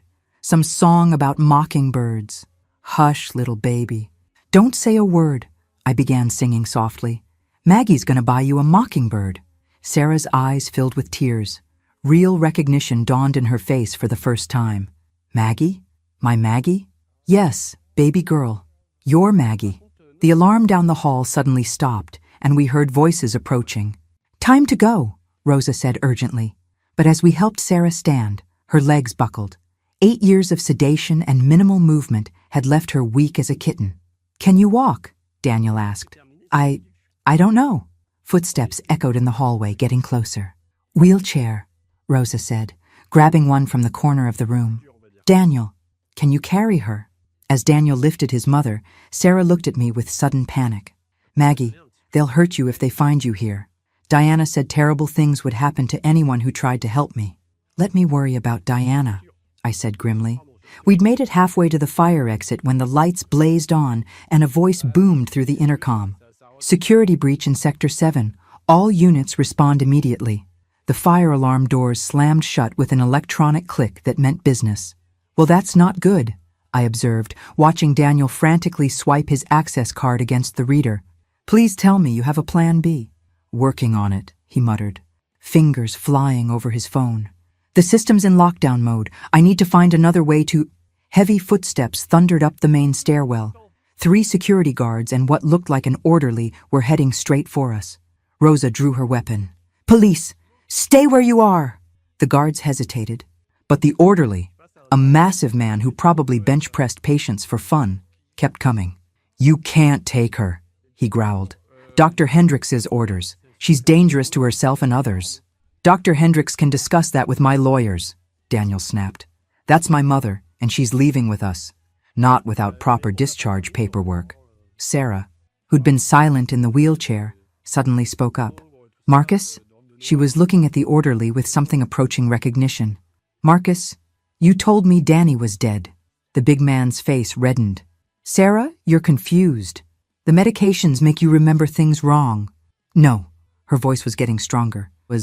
You said my son died in a car accident when he was 16. You said that's why I had to stay here, because I had no family left. Marcus glanced nervously at the security guards. She's delusional. Dr. Hendrix can explain. Where is Dr. Hendrix? Rosa demanded. I want to speak to him immediately. He's not available. Then we're leaving. I grabbed the wheelchair handles. Sarah is a voluntary patient. She has the right to discharge herself. Actually, Marcus said with an ugly smile, she doesn't. Sarah Morrison has been declared mentally incompetent. Her legal guardian has full authority over her medical decisions. Her legal guardian? Diana Morrison. And she specifically authorized us to prevent any attempts to remove the patient. Daniel's face went pale. Diana had her declared incompetent? 3 years ago. Some nonsense about wanting to change her will, leave money to people who didn't exist. Dr. Hendricks testified that she was suffering from severe delusional thinking. The pieces clicked together with sickening clarity. Diana hadn't just wanted Sarah silenced, she'd wanted her legally erased. With Sarah declared incompetent, Diana could control her medical care, her finances, even her life or death decisions. "You have 30 seconds to move," Rosa said, her weapon trained on Marcus. "Then I start arresting people for unlawful imprisonment." "You don't have jurisdiction here," one of the security guards said. "This is a private facility. I have jurisdiction wherever someone's being held against their will." The standoff stretched taut as wire. Then Daniel's phone rang. He glanced at the screen and his face went white. "It's Diana." "Don't answer it," I said. But he was already swiping to accept. "Diana, what?" Diana's voice was loud enough for all of us to hear. "Daniel, darling, I know where you are, and I know what you're trying to do." "Then you know it's over. We found her, Diana. We know what Dad did, what you've been doing. What your father did was save a lost child and give her a beautiful life. What I've done is protect this family from scandal. You've tortured an innocent woman for 8 years. I've managed a family crisis. Sarah's fantasy about being kidnapped would have destroyed your father's reputation, your inheritance, everything we've built." Sarah was listening to this conversation with growing agitation. "She's lying," she whispered to me. "I wasn't fantasizing. I remember now. I remember everything." Diana's voice continued, cold and calculating. "Daniel, you can still walk away from this. Come home and we'll say nothing about your misguided rescue attempt." "What about Sarah?" "Sarah will be transferred to a secure facility where she can receive proper treatment. She'll be comfortable, well cared for, and unable to hurt anyone with her delusions." "You mean unable to tell the truth?" "The truth is, whatever we decide it is, darling. That's what having money and power means." I'd heard enough. I grabbed the phone from Daniel. "Diana, this is Maggie, Sarah's sister. You know, the one who's very much alive and very pissed off." A pause. Then, "Mrs. Thompson, I was hoping we could avoid unpleasantness." "Lady, you haven't seen unpleasantness yet, but you will. I think you're forgetting something. You're trespassing in a private medical facility. You're attempting to kidnap a patient. And you're interfering with legal guardianship arrangements. And you're going to prison for kidnapping, false imprisonment, and conspiracy to commit murder." Diana laughed. "Prove it. It's your word against mine, and I have 8 years of medical records showing Sarah's mental instability." "Actually," Daniel said, taking his phone back, "you don't." I could hear the smile in his voice, and suddenly I realized what he'd been doing on his phone while we argued with the guards. "What do you mean?" Diana's voice had lost some of its confidence. "I mean, I've been recording everything. This conversation, the conversation in the kitchen tonight. Everything. And I've been uploading it to multiple cloud servers in real time." The silence on the other end was deafening. "Oh," Daniel continued cheerfully. "And I sent copies to my lawyer, the Cleveland Plain Dealer, and Channel 5 News. Funny thing about being a billionaire. The media takes your calls even at 3 a.m. You wouldn't dare. Watch me. The story should be breaking on the morning news. Billionaire's wife held captive for 8 years. It has a nice ring to it, don't you think?" Marcus and the security guards were looking at each other uncertainly. Whatever Diana was paying them, it probably didn't include dealing with national media attention and murder charges. "Diana," Daniel said quietly, "it's over. The police are here. The media will be here soon, and everyone's going to know what you did. Daniel," Diana's voice was pleading now, "think about what you're doing. The scandal will destroy everything your father worked for." "Good. Maybe it's time the Morrison name meant something other than money and corruption." He ended the call and looked at the guards. "Gentlemen, I strongly suggest you step aside. In about 10 minutes, this place is going to be crawling with reporters and FBI agents." "FBI?" Marcus squeaked. "Kidnapping across state lines is a federal crime," Rosa explained helpfully. "So is conspiracy to commit murder. So is holding someone against their will for financial gain." The guards looked at each other, then at Marcus, then at us.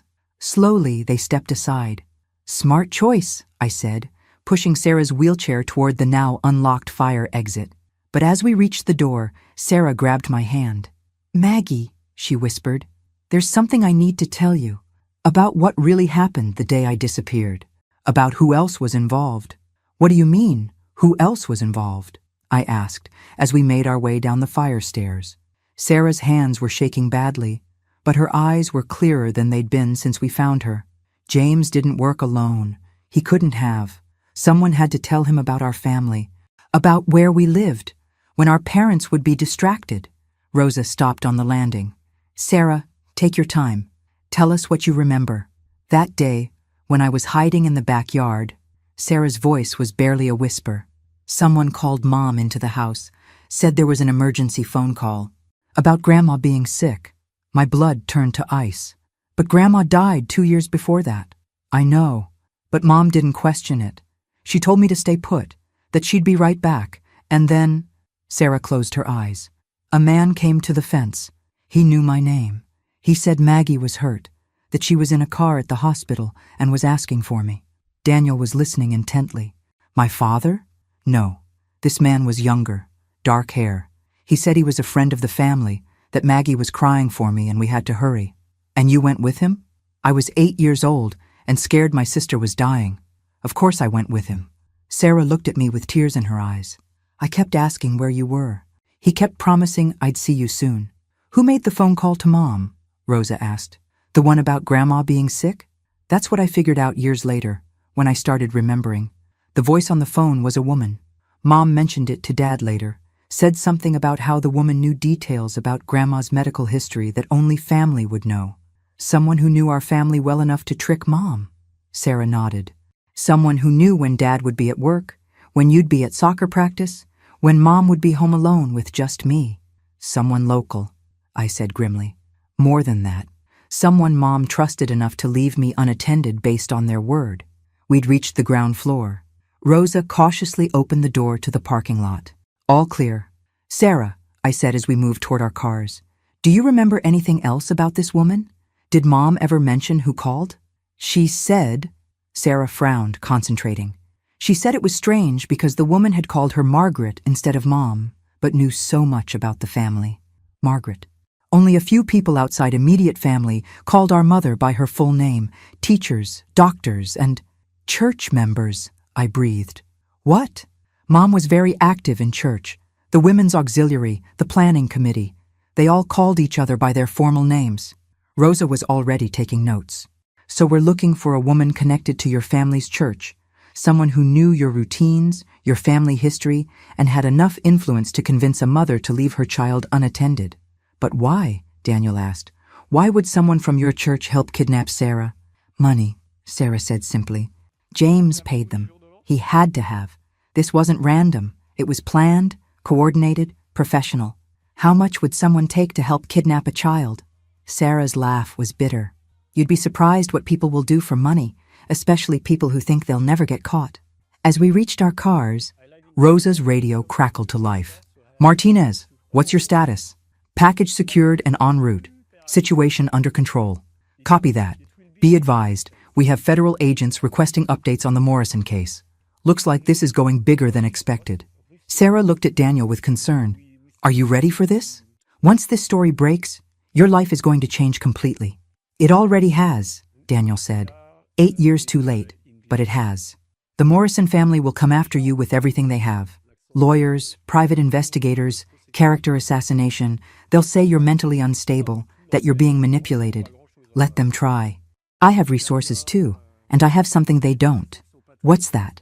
The truth. As we drove away from Pinehaven, I watched the building shrink in my mirrors and tried to process everything that had happened. 42 years after losing my sister, I'd found her. But finding her and saving her were two different things. Maggie! Sarah's voice was small from the back seat. What if I can't get better? What if 8 years of drugs and isolation have damaged me permanently? I reached back and took her hand. Then we'll deal with that together. But Sarah, you're stronger than they think. You survived 8 years of hell and still remembered who you were. Still remembered me. That's not damage. That's proof of how strong you really are. I want to go home. Where's home for you? She was quiet for a long moment. I don't know anymore. The house I grew up in with James is full of lies. The house we lived in as children is gone. I don't know where I belong. You belong wherever you're loved, Daniel said from the front seat. And you're loved by me and by Maggie. Everything else we can figure out. My phone rang. Rosa. Maggie, we have a problem. Pine Haven is claiming Sarah was taken against her will by armed intruders. They're filing kidnapping charges against all of us. On whose authority? Diana Morrison's. She's claiming we've kidnapped a mentally incompetent woman and interfered with her medical treatment. What about the recordings Daniel made? They'll help. But Diana's lawyers are arguing that Sarah was coerced into those statements while under emotional duress. I looked at Sarah in the rearview mirror. After everything she'd been through, she was about to be dragged through a legal nightmare that could last years. Rosa, what do we need to prove Sarah's competence? Independent psychiatric evaluation, evidence that she's been held against her will, and proof that Diana's guardianship was obtained fraudulently. How long will that take? Months. Maybe years. We don't have months. Diana will have Sarah back in an institution within days. Then we need to find proof of the original conspiracy. The woman who made the phone call, evidence of payment, something that shows this was a planned kidnapping from the beginning. I thought about what Sarah had remembered, a woman from our church, someone who knew our family well enough to manipulate Mom. Sarah, what was the name of our church? The one Mom was so active in? St. Matthew's Lutheran. Why? Because, I said, making a U-turn, we're about to pay some very old friends a visit. St. Matthew's Lutheran Church looked exactly the same as it had 43 years ago when our family attended every Sunday. Same red brick, same white steeple, same narrow parking lot where Dad always struggled to fit our old station wagon. The church secretary's office is in the basement, I told Rosa as we approached the building.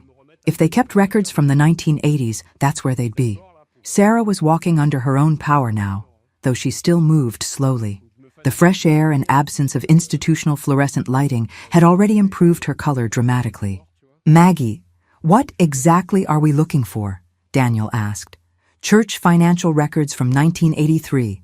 If someone was paid to help with Sarah's kidnapping, there might be a record of unusual deposits or expenditures around that time. Rosa raised an eyebrow. You think they'd record payment for kidnapping in the church books? I think whoever did this wasn't a criminal mastermind.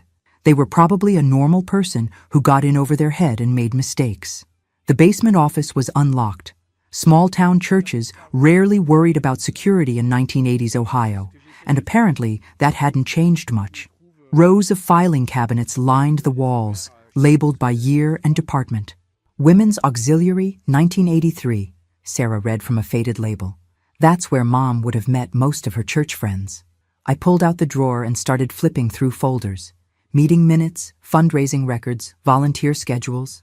And there, in a folder marked Special Projects, something that made my hands shake. Rosa, look at this. It was a handwritten note dated July 10th, 1983, 5 days before Sarah disappeared. Emergency Family Assistance Fund activated. $5,000 dispensed to aid the Morrison family crisis.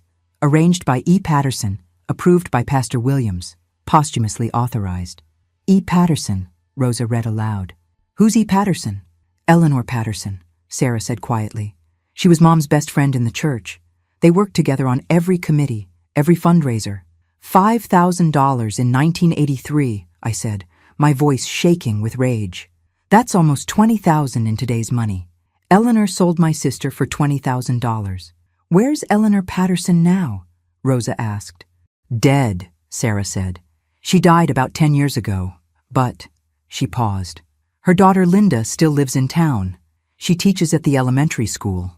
The same Linda Patterson I went to high school with? I asked. The same one. And Maggie, there's something else. Linda was always weird about money, even as a kid. Remember how she always had expensive clothes, new toys, things her family shouldn't have been able to afford? You think Eleanor shared the money with her family? I think Eleanor used the money to secure her daughter's future. College fund, house down payment, whatever Linda needed. Rosa was already on her phone. I need an address for Linda Patterson, current residence in Cleveland area. 20 minutes later, we stood outside a modest ranch house in a middle-class neighborhood. Linda Patterson's white Honda Civic sat in the driveway next to a small garden that would have made our mother proud.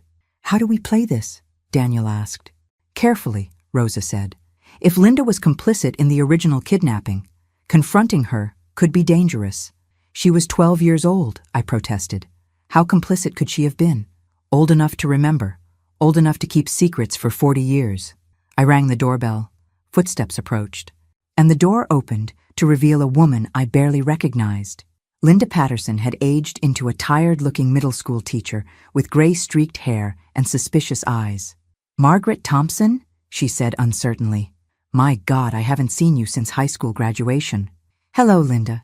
This is my sister Sarah." Linda's face went white as she looked at Sarah. That's impossible. Sarah died years ago." "No, Linda. Sarah was taken, and I think you know exactly how and why." Linda's hand moved toward the door, but Rosa stepped forward, showing her badge. "Ms. Patterson, I'm Detective Martinez. We'd like to ask you some questions about events in 1983. "I don't know what you're talking about. We found the church records." "Linda," I said quietly, "the emergency fund, your mother's signature on the authorization." Linda's composure cracked completely. She told me it was to help a family in crisis, that someone needed money for medical bills. "And you believed her?"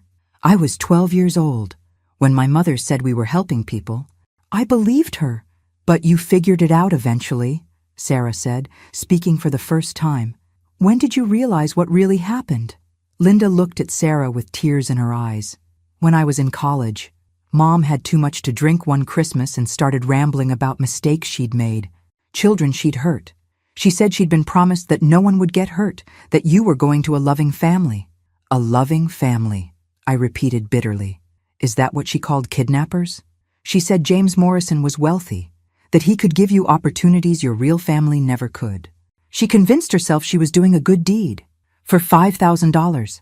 Linda nodded miserably. "Mom used the money to send me to private school, to pay for college. Everything I have, everything I've accomplished, is built on blood money." Rosa stepped forward. "Linda, we need you to testify to what your mother told you. Sarah's being held against her will based on false claims about her mental state. If I testify, it'll destroy my career, my reputation. And for what? It won't bring back the years Sarah lost. It'll give her back her freedom," I said fiercely. "And it'll make sure the people responsible face justice. The people responsible are dead. My mother, James Morrison, they're all dead. Diana Morrison isn't dead," Daniel said quietly. "And she's been continuing her father's crimes for 8 years." Linda looked between us, clearly struggling with her conscience. "If I testify, you have to understand. I was a child.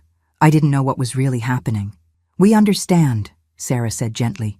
"Linda, I don't blame you for what your mother did, but I need your help to make sure it never happens to anyone else." Linda was quiet for a long moment. Then she nodded. "Okay, I'll testify, but I want immunity from prosecution." "Done," Rosa said immediately. As we walked back to our cars, Sarah grabbed my hand. "Maggie, is it really over?" "Almost," I said. "We still have to deal with Diana's legal challenges, the media circus, all of that. But the truth is out now. Diana can't hide behind lies anymore. What happens to Daniel, to his inheritance?" I looked at Daniel, who was talking quietly with Rosa about next steps. "I think Daniel's going to be just fine. He's got something worth more than money, integrity. And what about us? What happens to our family now?" I squeezed her hand. "Now we get to find out who we are when we're not victims or survivors. We get to just be sisters again." My phone rang. It was Detective Martinez. "Maggie, turn on Channel 5. The story's breaking now." I found a news app on my phone and clicked on the live stream. A perfectly coiffed anchor was speaking directly into the camera. "Good morning. I'm reporting on a breaking story out of Cleveland involving allegations of kidnapping, false imprisonment, and a decades-long conspiracy involving one of Ohio's wealthiest families." As the reporter continued, detailing the evidence we'd uncovered and Linda's forthcoming testimony, I realized this was really happening. After 42 years, the truth was finally coming out. "And in related news," the anchor continued, "Diana Morrison was arrested early this morning on charges of kidnapping, false imprisonment, and conspiracy. She's being held without bail pending a federal investigation into the Morrison family's business practices." Sarah started crying. Not tears of sadness, but tears of relief. "It's really over," she whispered. "Yes," I said, putting my arms around her. "It's really over, and we're really free." 6 months later, I stood in the kitchen of our new house, a modest place we'd bought together with money from the settlement Daniel had insisted we accept. Sarah was making coffee, her hands steady now that she'd been off the psychiatric medications for months. "Maggie," she said, "do you think we'll ever be normal?" I laughed. "Sarah, we were never normal. We're sisters who found each other across 42 years, time zones, and more trauma than most people see in a lifetime. Normal is overrated." "What's not overrated?" "Family," I said simply. "Love. The truth. Those things are priceless." She smiled, the first real smile I'd seen from her since we were children. "Maggie? Yeah? Thank you for never giving up on me. Thank you for staying alive long enough for me to find you." Outside, Daniel's car pulled into the driveway. He came for dinner every Sunday now, a tradition we'd started to rebuild the family bonds that lies and money had nearly destroyed. "Aunt Maggie," he called out as he came through the door. "Mom, something amazing happened today." "What's that?" Sarah asked, hugging her son. "The Morrison Foundation's first shelter for missing children opened this morning. 40 beds, fully staffed, state-of-the-art facilities." His smile was radiant. "It's called Sarah's House." I felt tears prick my eyes. From hardware store owner to kidnapping victim to billionaire's aunt to survivor, my life had taken turns I never could have imagined. But sitting in this kitchen with my sister and nephew, all of us free and safe and together, I realized something important. Sometimes the best revenge isn't revenge at all. Sometimes it's just living well. And we were finally, truly living. Thanks for listening. Don't forget to subscribe and feel free to share your story in the comments. Your voice matters.